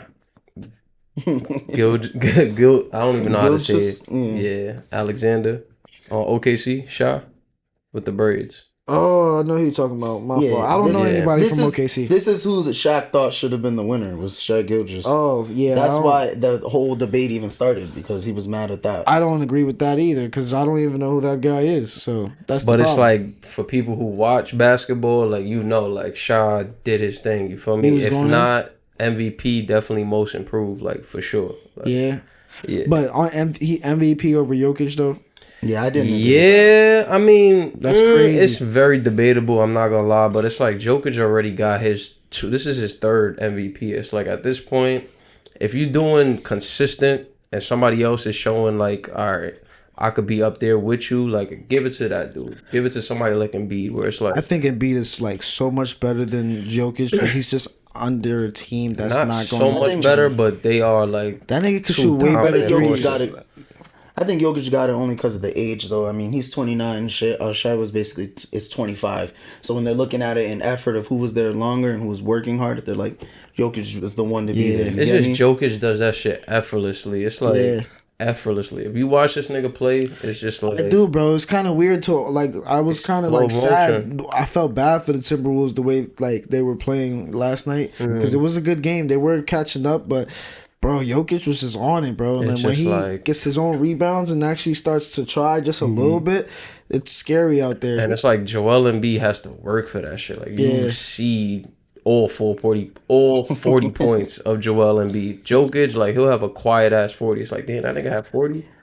I also think that Jokic probably has a little bit of better IQ too. Like his accuracy with his passing. Bro, I was watching the game last night. I was like, bro, he didn't even look at him. Some of us didn't even see that pass. For real. And he's the game sense is just there. IQ is different level. But yeah, that Shaq diss towards Shannon Sharpe, that's how it started. But the music, it was alright. I don't even think you should play it because it was not even a good mix. It was like some shit that he played like on the radio or something. It was kind of mid, and it was terrible. It's don't do that. I don't know which one is worse. His music or watching him shoot a foul shot, like it's terrible. Like that's how bad it is. Like Shaq, you doing good with the commentators, but like keep it up. Keep the rapping to Damian Lillard and suck his dick.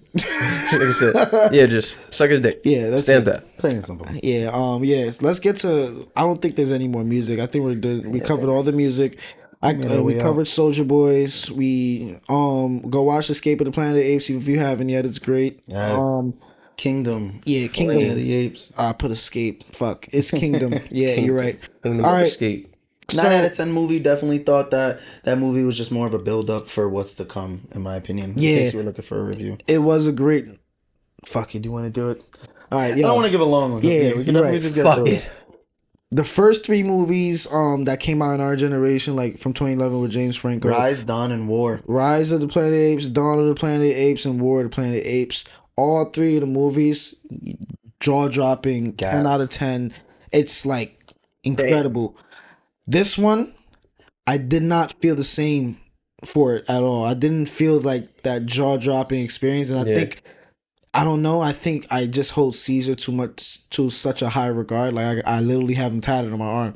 So to see it being like the first movie that I haven't seen since like the other 70s movies without him in it, it was hard to get used to it at first. I didn't really start getting used to it until like towards the end when the Noah is the ape who starts to develop a little bit more. But then by the time I like him, it's already over, and the action was lackadaisical. It was very rushed towards the end of the movie. Like they really did make sure they try to prep for the other ones for the next one to come. And the 70s edition, they kind of, I guess I came into this one with an expectation that some of the storylines would reappear again, but it didn't. And to me, I was kind of sad about that. And I think. I agree. Yeah, I think it was. Sounds like you held it to a high expectation. Yeah, no, exactly. Like, cause what he's saying is right. Rise, Dawn, and War of the Planet of the Apes, all straight bangers, all had action throughout. In this movie, it starts with a little something to get you anticipated for more, and then from there they just edge you out the whole movie until finally the end. And even then, you're like, okay, so this is how we're gonna end the movie. The beginning was much more action and impactful than the ending was, and the middle was just like a drag. It was just character building and environment seeing, and it was. I don't want to spoil it, but a build up for the next one. It was a setup movie for sure. If you haven't gone and seen it, go watch Kingdom Planet of the Apes. Like, you know, when you watch like a 10 episode series, and that episode 8 or 7, like one of those like it's like a slow ass episode because it's preparing for the rest of the towards the end, and it's like one of those. That's how you know it sucks. You feel me? I'm not sucks, but like it's not. They're gearing up for more. I hate when where it's like, bro, you could have cut all this extra scenes out and just got straight to the point. But at that point too, I don't even know if this is gonna be the ape that we're staying with. You know? Are they gonna continue to show Noah and his journey, or are they just gonna skip to another set of apes in another group and environment? I think they might have to stick with this storyline just for at least the next movie, simply because of how she left and kind of like went to communicate with the spoiler. She went and communicated with the other people that was there with the signal and all that shit. But yeah, great movie. Barely a spoiler. Yeah, great movie. It was all about communication in that movie. It was all about a lack of communication in that movie because look, the apes believed in Caesar's word but follow it the wrong way. So and it wasn't properly communicated down the line. So after it's like 500 years since Caesar died, like generations passed, hundreds of years. So it's like, you know how you play telephone, by the time it gets to you, it's not as the clear message. Different story. Yeah, but then there's also like the religion people who like worship Caesar in a sense, who kind of like kept his word and really abided by his true essence and personality. But, you know, the dude that built the window in the movie never expected it to blow up the way it has. Like, shit is crazy. Logo. Yeah. Oh, for real. But yeah, let's get out of that. Go watch the movie. Yeah. When having sexual intercourse with someone, are you likely to be high, drunk, sober, and why? For a large part of my life, it'd be high, but at this point in time, I don't mind just being sober to enjoy a moment with someone. I don't really. It's not like I needed the marijuana to get me there. Either way, it was just I just so happened to be high, and now we're doing the do. So I can take it sober. I can take it. You giving me like all 3 answers, and I kind of just want one answer. Like, if you're most likely to like, which one is it? Which one are you likely gonna be? Like, if you had a bottle on the table, some weed on the table, and then you just could choose to drink some water. Which 3? Which 3 are you choosing? I'm definitely gonna go sober. I can get intimately. Give me the water. I can get intimately sober. I mean, and that's your preference? Yeah, it is my preference. I'm in the zone. I'm locked in all the time. Get in the zone. I don't know. For me, it depends, because if I drink too much, I'll get limp dick. It's happened. That is a medical condition. But I also prefer the drunk sex. But I also prefer the high sex. How you tell me give one straight answer and then he goes said down you're kind of giving me 3 right now. Oh, I'm giving you 3 again. If he could do it, I could do it. Some you don't like me, bro. No, you can do it. So he's picking the water. What you picking? I only pick I'm 2. picking high for sure. All right, so you picking the weed. Yeah. You picking the water, and it's crazy. Cause drunk, I'll get the best sex, but high, I'll get the longer sex. Like the sex, like I'm most likely to last dumb long and make you come like 3 times by being drunk. But for me personally, like if I just want to like, you feel me, just for me, feel it and I'd rather be high. Be high, yeah. And I'm most likely gonna be too. Like you feel me, like here's a blunt. What you going for, Rob? I'm not gonna lie. As a weed connoisseur myself, I would always probably prefer to go the weed route. But if I only had to choose one, I'm gonna probably choose the bottle. The bottle, a good time. Yeah. The bottle, because it's a borderline between limp dick and lasting 3 hours. That's what like I'm you saying. really gotta like liquid courage, for and that shit just intensifies the feeling. Like weed enhances it, but you're right. To me, being it's drunk time. is like a different. Like I'm even looking at you different. I'm like, damn, you just went from an 8.5 to a 10.5. Man, we all got 3 different answers: sober, high, and drunk. So when you're high, you're like, damn, this feels amazing. When you're drunk, you're like, damn, you look amazing. Yeah, when you got this beautiful. That's why I probably would stick to high, because high, I'm still in my senses, like consciously. Drunk, I'm most likely to fuck an ugly bitch. You feel me? Or like something that an ugly woman, someone that I most likely would say no to, but because I'm drunk, I might fuck around. I'm already gonna be fucking. Just to clarify my side, I'm gonna be fucking a 10 already. She's just gonna look like a 20. All right? Nah, I just happen to be drunk.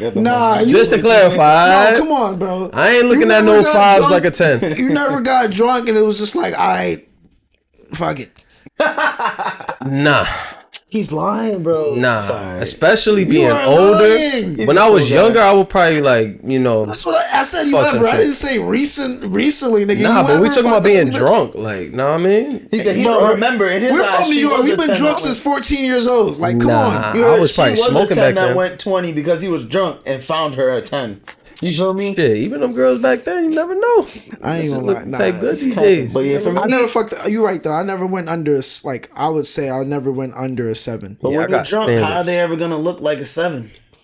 So, but if you meet them drunk, how are they ever gonna look like a 7? I never meet them drunk. I get drunk and then like their face starts changing or my eyes starts blurring up. You like build the confidence and be like, "Hey, what up, yo? I haven't seen you all night. You looking good." It slowly started looking good throughout the night. I'm like, oh shit. Well, like if I'm sober, I'm like, she not really all that. I ain't gonna talk to her. One shot, I'm like, damn, smile. her ass type dick. Damn, like I can see the nips through the shirt. Shot number 3, damn, them lips is. Shot number 4, yo, so what's good? You that feel me? Like, nah, shot number 4 is my number. Shot number 4 is when you go, but she thick though. Yeah. Dang, shot number 5. I say, yo, so what's good? Are you looking at the shower? It's like, I'm like, damn. Okay. Fuck it. Let me just take this to the crib. Like, you know how many times like I would have had sex with a girl, like, but I'm sitting there like, I don't even feel like fucking this bitch. And then we're just like, let's drink. I'm like, all right, fuck it. And then, you know, that first cup, I'm chill. Let's get another cup. And then all of a sudden, I'm like, damn, I'm trying to suck some titties right now. Like it's a real switch up. You got to be careful getting drunk. One drink to the next. Yeah, getting drunk, you got to be careful. Completely different ball game. Yeah. See, that's why I choose to be sober. If I'm going for it, like I said, I'm locked. I don't believe you. If I said want you to, can never go wrong. Right, I don't believe you. Hugging a bottle of Poland Spring. Believe me, I'm telling you my answer. It's my truth. I mean, I don't have to believe you. You can say what you want, but I don't gotta believe you. He said me. My I'm fault. going for the water, man. I don't know. There's no way. I don't know, bro. Because Both feel. I done seen you like with like people, and you have fun, and those funs come with nips, nigga, and nips is liquor. All right, it might not be nips. too. Yeah, it might not be too much, but nips is lit. You just enjoy seeing me drunk. Like I said, it can Yo, feel this guy's awesome when he's drunk, man, and not even for sexual fucking reasons. awesome. I have no idea, but personality wise, Fucking love this guy. We could talk for hours. Like, we've had like he's at deep intellectual conversation. He mentioned like we don't have 5-hour talk. We've talked for like off the licks. We can talk like get like everything. that. That's why we don't drink on the pod, because this shit would be like a 5-hour pod broken down deep as hell. 1 hour a week. Like that one episode would have been broken. But, damn, we should do that. I don't mind it. Both versions. I don't mind all 3 versions. Drunk sex, like I said. You're way more beautiful than me. I'm way more passionate. I'm feeling it. High sex, I'm feeling it way more. Like, all the sensations are there. Like, damn, you're doing what you gotta do. Facts. Yeah. But when I'm sober, if I really am feeling you, I'm locked in regardless. Like I said, I'm making love. I ain't gonna lie. I'm making love. Love is gonna happen at any time and point of the day. That I agree. All right, but let me ask you this. Just high or drunk? No sober. If I'm going for either one... Maybe I shouldn't have asked sober, because that was a cop-out. What you mean? We all have different answers. I know, that's true, but I just wanted you to pick one of those two. My fault. If I'm going to see high and drunk, because I'm just going crazy. Yeah. I'm in the zone. I think it's unanimous. We all fuck better drunk. Or at least we think we do. So, you know. I fuck longer drunk. Yeah, I mean, the best is crossfaded, like, honestly, because you got that balance. Like, you're not too drunk where you too sloppy, but you, like, drunk enough where it's like, damn. I think it's drunk. It depends, because if I drink first and then smoke, I have to go to sleep. But you gotta do it at the right balance. Like, I gotta smoke first, then drink, bro. Yeah, you smoke a little, drink, and then that's smoke a little. Like, smoke a little. That little will have me throwing up. Like, just one pull, like, will have me throwing. Because when I drink, bro, I'm not drinking to just be on some like. That's let me you gotta pace it out. Nah, I'm trying to get. If you find that right balance, I'm telling you, that's the sweet spot. It's a very thin line, though. You could easily cross that shit. But mine would be like, no homo, sticking my tongue in the liquor like hot, and then half a pull, like. That's it. No, just one. That's it. Like, and that's it. Yeah. Like bro, because you know I'm a grabber head, so that shit fucks with my head. Yeah. Like, I literally start to see colors and that shit crazy. So high, drunk, sober. What about you? Yeah, you let us know. That was great. All right, we don't need to know our spirit animal. That was for our guests who decided to leave us high and dry, but it's all good. Yeah, they're definitely just the spirit part right now. they're just spirits. Literally. I got some relationship topics. I think this is just gonna be our segment, like the relationship thing. This is how you know we're getting close to the end here, right? When we start talking about bitch, women, love. This is some weird stuff, but I wanted to specifically ask Rah first. This question came to mind when I thought about you. Robert. Yeah. What's the craziest thing you've done to get your girl back? To get her back? Yeah, and then Rad, I'll let you choose. Do you want me to go? Because I don't want this narrative that I don't like you. I like you, bro. What the fuck? Craziest thing I've done to get her back? Yeah. Not that you've done to push her away. To get her ass back after you pushed her away. Probably to get her back after I pushed her away. Yeah, nigga, you lost her. You gotta get her back. Yeah, I had a big fight or like. Wait, just the craziest thing I've done to regain her.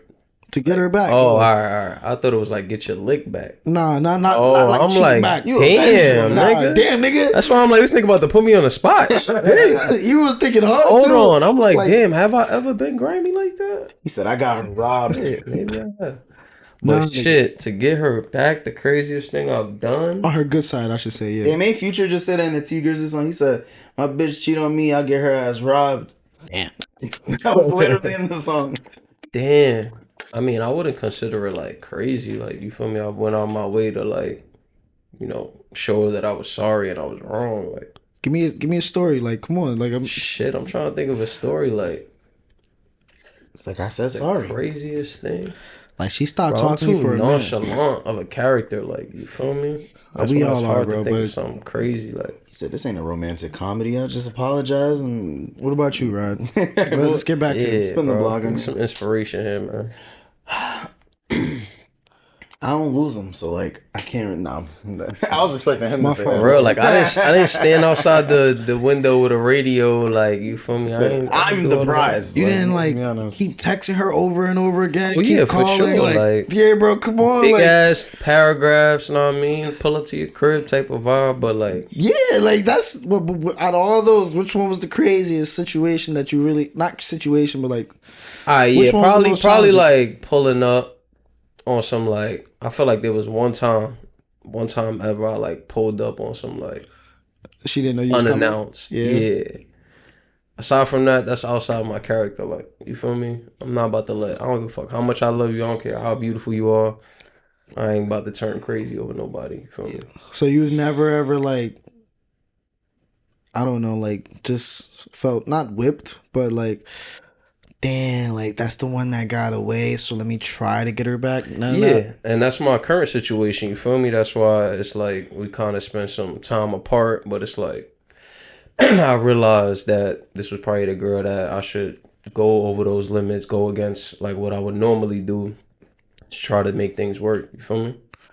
That's respectable, man. So this one got me you on just for that. Yeah, you on the yeah, right? I got you. I got you, bro. What's the timestamp? All right. So you're basically telling me that you know who you want the one to be, and like now you just gotta commit to those steps, and that is the craziest thing that you've done to get her back or to get her to commit to you for the long run. Yeah, because it is like a long run play, essentially, because I'm still working my way to like, you know, amend those pieces that I broke in the past, you feel me? So that's commendable, man. Not a lot of people even admit that this is the craziest thing. They fucked up. Yeah, all right. For sure. For me, you want me to go or you want to go? Because I know. Knock it out.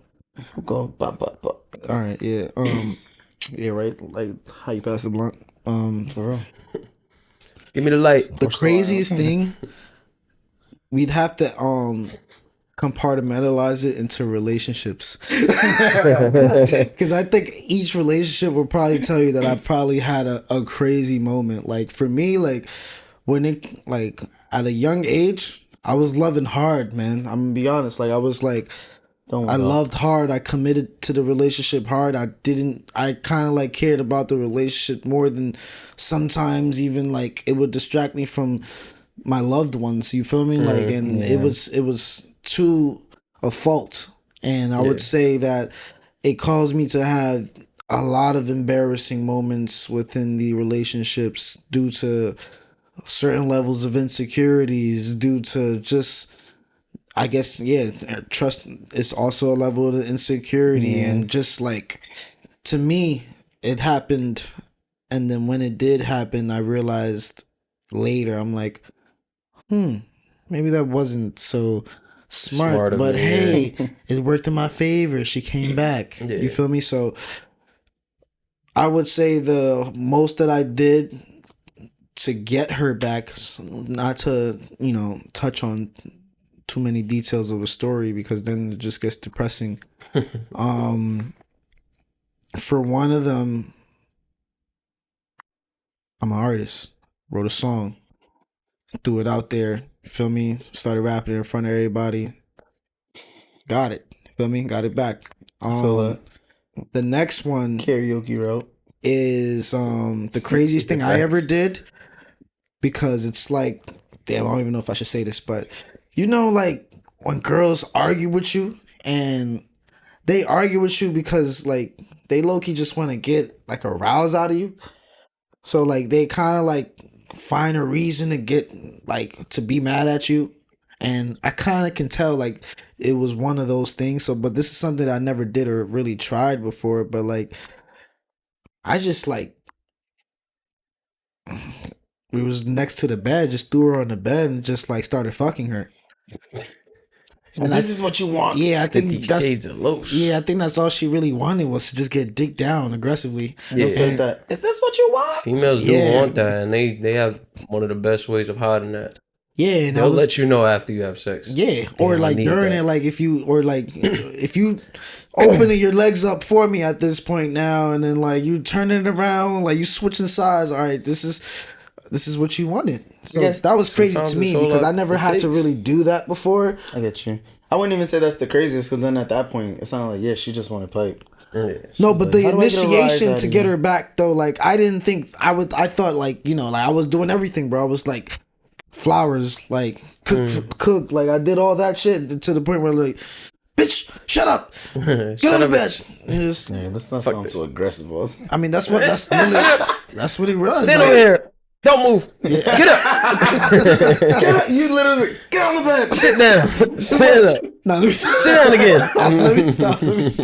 But if I'm going down my route, I think it's hard to give like a great answer, like, because most of my relationships have always been long-term relationships. I don't fumble. You feel me? Talk to him, bro. I don't fumble. Yo, you've been really braggadocious in this pod today. No. I don't fumble. I drink water. I fuck up.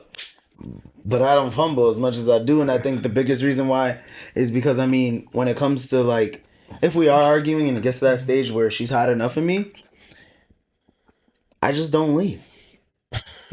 She'll be like, get out, go. I ain't going nowhere, baby. We talking this out, all right? I'm not leaving. That's crazy as hell, nigga. You got it with the crazy shit. Get the fuck out. That's crazy. No, I'm not going anywhere. I'm not leaving. I'm not fucking leaving. He said, I got squatters' rights. What's up? That's crazy. We're going to talk this out. Exactly. But in the end, it always works for both our favors, because she didn't really want me to leave. I didn't really want to leave. We both loved each other, and we were just in anger. Yeah. You know what I mean? So that's why when, like, they push you away, sometimes it isn't the best route to just be like, all right, I'm out. Sometimes you got to show them and fight. Like, they want to see you fight for what you love. They're looking for that. And then that's why, from my perspective, she just wanted me to just be like, let's have sex. Yeah, you feel me? Okay. She wanted to feel wanted. Yeah, I get it. It's cool, man. I'm not that crazy. You're just a brown noser. That's it. Yeah, a little bit. Just kiss some ass. Should couples have access to each other's phones and social media accounts? No.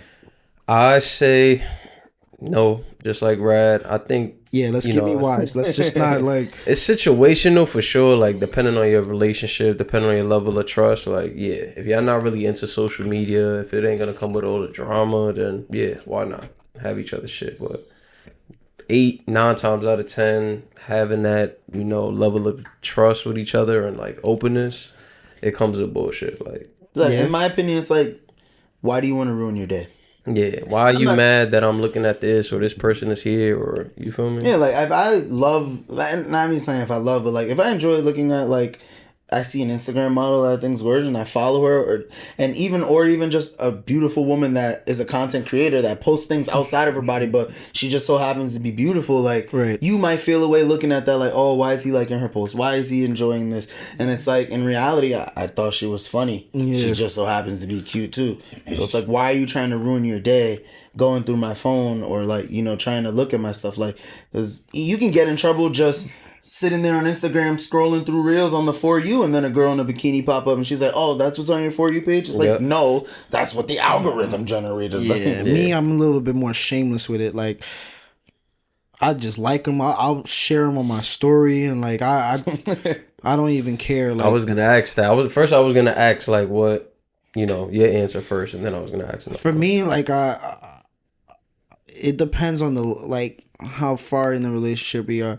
Off the first, like, I would say 2-3 years, nah. But if we already married, or, like, we have a child and we live together, some extra shit like that, like, I'm low key an open book, so I wouldn't mind. Go ahead, you feel me? I really don't have nothing to hide, and if you do, you will see that it's nothing that is since detrimental. No, it didn't happen while we were together. It was, like, way before. You can't be so mad. Yeah, you can't be mad about something that happened in the past. Nobody asked you to go that deep. And I agree on that. If we're married, and not even from my aspect, it's low key. Like, I'm more scared of her phone, and if I have access to her phone, I'm a very, like, easily tempted person. I'm gonna try to look, and if I see something like a dick pic, or, like, just niggas hitting you up crazy, or, like, just something crazy, I'm just gonna get stressed out. Like, you said, why stress myself out? You feel me? So I just don't think it's. I think it's an unnecessary stress that can happen unless you have 100% trust within each other. And if you don't, just don't have each other's social media accounts. So let's say y'all have that level of trust. Y'all open and honest. Y'all got each other's, social medias. You got each other's passwords. Yada yada. Right. Yeah. And she's not. Both of y'all not. Involving with other people. There's no dick pics. Yada yada yada. Right. But how do you feel about your girl like liking other people's pictures? I'm doing it too. So you fair game with that, like a like is a like. We could like each others like people's pictures, cool. But if you dragging it though, like if I see on my page that you like 500 of this like guy's pictures, you feel me? I mean, so it becomes situational. It's not like he's posting 500 pictures at once. It's over a generated amount of time. No, but like I see that she like just for example like. You just follow each other, and then all of a sudden you liked all his pictures. Like I'm looking at that that's weird. That's a little different. Yeah. Okay, so if it's from like, all right, she just started following him, and then all the more recent after the follow is okay. Yes. But if you go back and start doing research, nah. If you scroll through the nigga page, that's different. Like, what is you doing? Like, why to are me, you liking this pic from 2015? But Rad, you on the same boat? Like, you cool with your girl liking a picture? If it's social media, that is exactly what the app was designed for. We like people's content. I would hope people are liking my content that I'm posting. You know what I'm saying? So yeah, like it. If someone posts something, like it. I agree. I'm 100% for going down a For You page and hitting like on a million different things that I'll never look at again, just because it made me laugh or chuckle or I enjoyed it or like I was like, oh, that's cool. Like, you know what I mean? I agree. If you like it. Now, I was gonna say back to that other answer. I do fully agree with you. If we're married, go through my phone, 100%. I'm your husband, but nigga, we could log into our accounts on each other's phones. You don't have to go through my phone. Exactly. But if it comes to us being in a starting relationship, no, there's no. Hell no. If we don't know where the world's gonna take us, like there's no point in, like I said, ruining your day over something like someone DMing her thinking she cute, asking her on a date, and I ain't even give her the chance. Communication. And I ain't even give her the chance to like say there's a dude that just hit her DMs a week ago asking to go on a date and she hasn't responded yet, and I just so happen to go on her phone and see it. I'm gonna be mad and be like, why didn't you say no to him? And she's just like, I'm just not paying him any mind. You get what I mean? Or she unsend that shit. So like in a healthy relationship, we could all agree that you can use social media the way it's supposed to be used. Yeah, I don't care. I would prefer it that way. And if I'm in a committed relationship in 3 years going and you're hiding your social media from me, I'm at that point I am looking at you like you have something to hide from me. Yeah. What the hell are you hiding? Sure. So that's a good topic. Yeah. Let's transition over. Is it ethical to have a romantic relationship with a coworker? Yeah. Most times it becomes messy. I'm not even gonna lie. It's hard to find a situation where y'all both have the same level of interest and y'all both on the same mindset. Like, all right, if we're gonna be F buddies or whatever, we keep it at that. Or, it's just like a certain level of like, I would say professionalism that has to come with that, like being at work and mixing that too. But I would say like 9 times out of 10, it turns out to be a bad situation. I agree. Yeah, I think it depends on the job for me. Like, for example, like doctors work over like 10 plus hours in a day, and you might be around someone all the time. Like, we just so happen to bond and fall in love. Like, you know what I mean? You can't help it if I don't go out and I don't go to the bar and drink because I'm running myself ragged at work. If I met someone at work and we fall in love, we fall in love. That's the way it is. You know what I mean? Low key, that's why I think like love is not even real, because like it's not really love. It's just you create a bond with the person that you're mostly engaged with. And that can come through working. That can either come through you have an apartment building and she's next door. You see each other at the grocery store, like, and then you just keep texting each other online. Like, it just, everything is circumstantial from that aspect. But at the end of the day, it's how much you to engage with each other, continue to engage with each other. That's going to build up to a level where you want to be like, all right, let's commit to this. And that's really what love is. And it's weird. I feel like love is just such a like weird thing to like say this is what love is, you know? Yeah. Of course it's like, I would say it's dynamic, but and it has like different like multiple layers. Love is an onion, but I would say I think you nailed it with that bond, wise. like saying that it's a bond, because that could come in different forms, like trauma bonds, just forming a bond over like, you know, working amount of hours together at like, work, you know. You have no choice but to form that level of bond and trust with each other to get this job done. So I get that part. It's tough, man. And do I think the question is do I think it's ethical? That's the key word, is ethical. And I don't necessarily think it's ethical, because you're especially if you're in a good position at the job, right? Jeopardizing way more than you're gaining. Is it worth it? Nah. If it's something that, all right, like we're in college, it's a little pass by, but like my career job, if it's a girl I really like, I'll take the professional steps that I need to, like to HR, have a conversation, make this public, blah blah blah, to make sure that this is real. This is not like she's a floozy and then like it's her first one night stand or whatever. But to me, I think it's very important to keep work life and the love life separate. This is coming from a person who worked with his girlfriend. This is coming from a person who went from working with the girlfriend to living with the girlfriend the same day. And like, it's all like, you just want that space. And sometimes you might not be able to get that outside of work because y'all got plans already, and that work is your space. So like, to me, and ethical wise, it's just like, now you're just like judging. Okay, like it also, like you said, it depends on the job too. Because if I'm a server and you see me making other women laugh, but they're like my guest, I'm trying to get a tip, and you're over here in the back looking at me like, what's up? You feel me? Like, I just feel like it's very rare that you'll find. It's that 1% out there where it will work, but majority of cases that shit like don't work. Not ethical. But there's that 1% that you know, y'all sweethearts, y'all lovers, and y'all work together, and it just happens to work. Like, I seen that 1%. She's fat and ugly, but the other dude wasn't that ugly, but they worked out, they have kids together, and they're really happy, they're married. So yeah, that was it. Love is a shout out to that 1%. Yeah. I got one last question, guys, and then let's wrap this shit up. We did great today. Can y'all stay in a relationship with a partner if you're not in love with them? Shout out to Shaq's wife for this question. I think that shout out to Shaq's wife. That's what's up. Damn, that was good. You've been on a roll today, man. Like, MVP of the pod would have to go to Rad today. Like, I like it. You've been on a roll today. But nah, I think that question kind of like also ties back to like that trauma bond, because it's like, you know, certain people stay with people, you know, over whatever bond they have, and it excuse me, may not necessarily be love that's tying them together, you know. Yeah, it's the family. I don't think it's a healthy way, but yeah, like you said, some cases it's family keeping them together. Wait, let me read that question again. So I think when you're young, if you're in a relationship with someone you're not really in love with, I think you have all the more right to leave.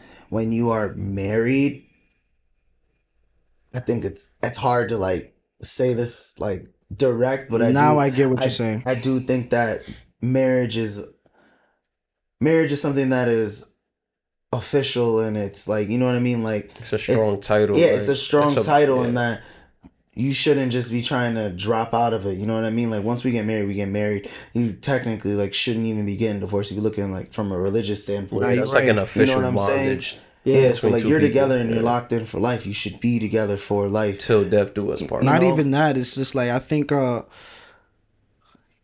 you're I want you to remember that can you be in a relationship and still be in love? So that, like, yes, you can still commit to the marriage, but if you're not in love, then from that point it's like you're already not really in a relationship. I think in marriage you're saving face. You're benefiting from like having a dual household, having both of your incomes together and stuff like that. Understanding that if we do divorce, you're gonna have to take this, you're gonna have to take that. We got to figure out the kids. So like that whole shit, when it comes to the marriage, is totally different. But I'm just saying, like, just the love aspect of the actual emotional part of it is, can you still be in a relationship with not being in love? But like, to like, you know, bring back Rad's point, it's like bringing up marriage. Some people would stay for the convenience. It's like, well, yeah, that I agree with. Breaking up and divorcing in this economy. Yeah, that I agree with. Like, right. but I also think that aside from marriage, there are still reasons that people still stay together and not be in love. Trauma, most of the time, abuse. Yeah, and I mean, most of the time there will be. We're going to stay together till the kid turns 18 and goes to college. So they're not knowing any better, or the kid goes to college so that he can have like a proper like home balance like with his mother and his father, and he can move out and then we can go live our own lives. Mm-hmm. But like when we start a family, like we should both be trying to raise our child to the best of our ability and put our emotions to the side. Like it's love, like for the child that's keeping us together. It could also be fear too. Like some people just have been with people so long that they don't know what else. They're scared to even try and that something could come else with an age thing too. Like that's true. You feel me? So it's a lot of things that will keep relationships. Well, I wouldn't even say a relationship.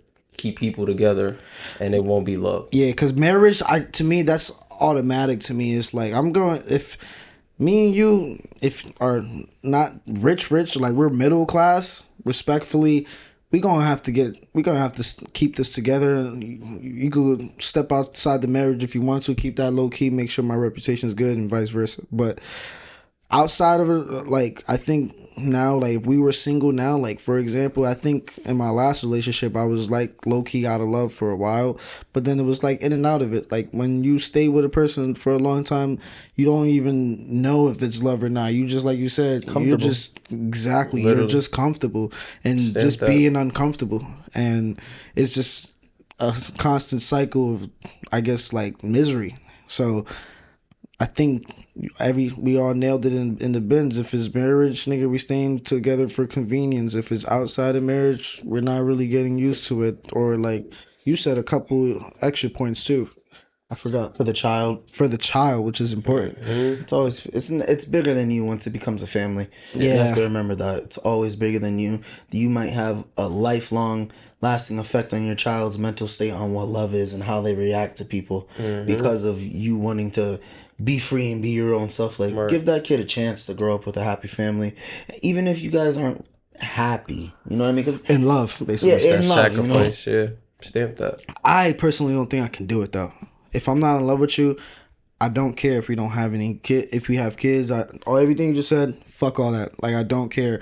I can't, because I'm not gonna be able to put in my all into something that I'm not either interested in or fully 100% committed to. And if I don't love you or if I'm not in love with you, if that love somehow stops it, I'll try to stay and commit to like rebuilding it. But if that doesn't happen, I'm sorry, but I'm out. I think my happiness and knowing that my child knowing that I'm happy would be a lot more important, and I'll be more of better use in a better mental state to help raise that child better, instead of me looking at this child like, yo, I kind of don't even fuck with your mom, but I'm only here because of you. Yeah. And I don't want to resent my child for that. And I think I'd be better off I think being honest with yourself will always work out in the end, no matter how tough it is, look like right in front of you. I think once you go through those walls and you go through that process, instead of like avoiding it and trying to go around it, I think that's always the best outcome regardless. So like double-edged sword, I'm an open book no matter what. You feel me? I agree. That's a very healthy way to go about it, but obviously there is going to be certain cases where you can be open and honest with your kid and they'll still kind of resent you in a way for choosing yourself and being selfish. I don't think I'm choosing myself. And not making that sacrifice. Yeah, I don't want to be clear. I'm not choosing myself, but I'm choosing to step out not step out, but like if I'm not in love, essentially, I'm not. But I still want to be there for the child. Like, you're gonna be there, but like you're not gonna keep the family together. Some people do co-parent properly. Yeah, co-parenting is good. Yeah, me and my mom and my dad, like, I think the best thing that happened in my life was them getting a divorce. and I prefer them not to be together. They both are terrible with money. You feel me? So they sticking together is like, nigga, 0 times 0 is 0. You feel me? So one of you needs to find somebody with a financial plan. You feel me? So like, thank God. 0 I got to graduate college. You feel me? So like, damn. I think, and I ended up getting a bigger family and more people who love me and like who I learned from, and it turns out like it was to me the best thing ever. Like, I don't know, man. I think you can make a good situation out of anything, and you don't necessarily always have to have all the tools in front of you, but you can use the tools that you have to get the tools that you need or want. Agree. You feel me? For sure. But this was definitely a fucking... You was about to say it. Go ahead. But yeah. It's a great pod. But yeah. I love that this was a really great conversation that we had. For sure. Yeah. Stamp that. I think me and him have like gems. synergy. Because we were watching Godzilla earlier today and we were actually saying the same shit. Like, oh shit. Yeah, we I don't know. I think we love that, bro. Yeah, this shit is weird.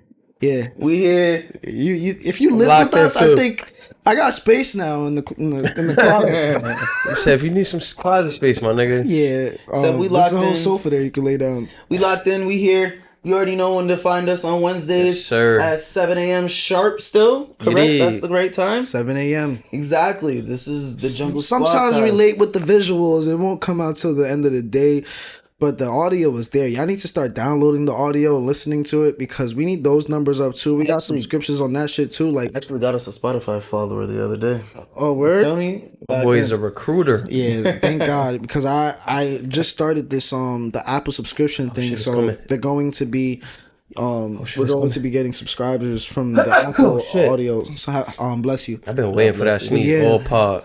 At the Jungle Squad Cast on Instagram, at JSC Network, or you could type in the Jungle Squad Cast or Ape Loso on YouTube. Like, comment, and fucking subscribe. Listen to the music that I have out right now, and stay tuned for the music to come for the summer, fall, whenever I feel inspired, because right now I am not inspired. I'm not even interested in the shit anymore. Because we locked in with this damn pod. Yeah, this podcast bringing it all to you guys. Yeah, everybody sucks out there. Their music is trash, and it's just like I'm not even really inspired. Like, you know. But anyway, it'd be easy because. Nah, let me stop. They said just be easy. These niggas. Yo, we appreciate y'all. You dig? Showing love. You know that. Stamp that. Definitely has to get. Yeah, I just did that right to your mouth.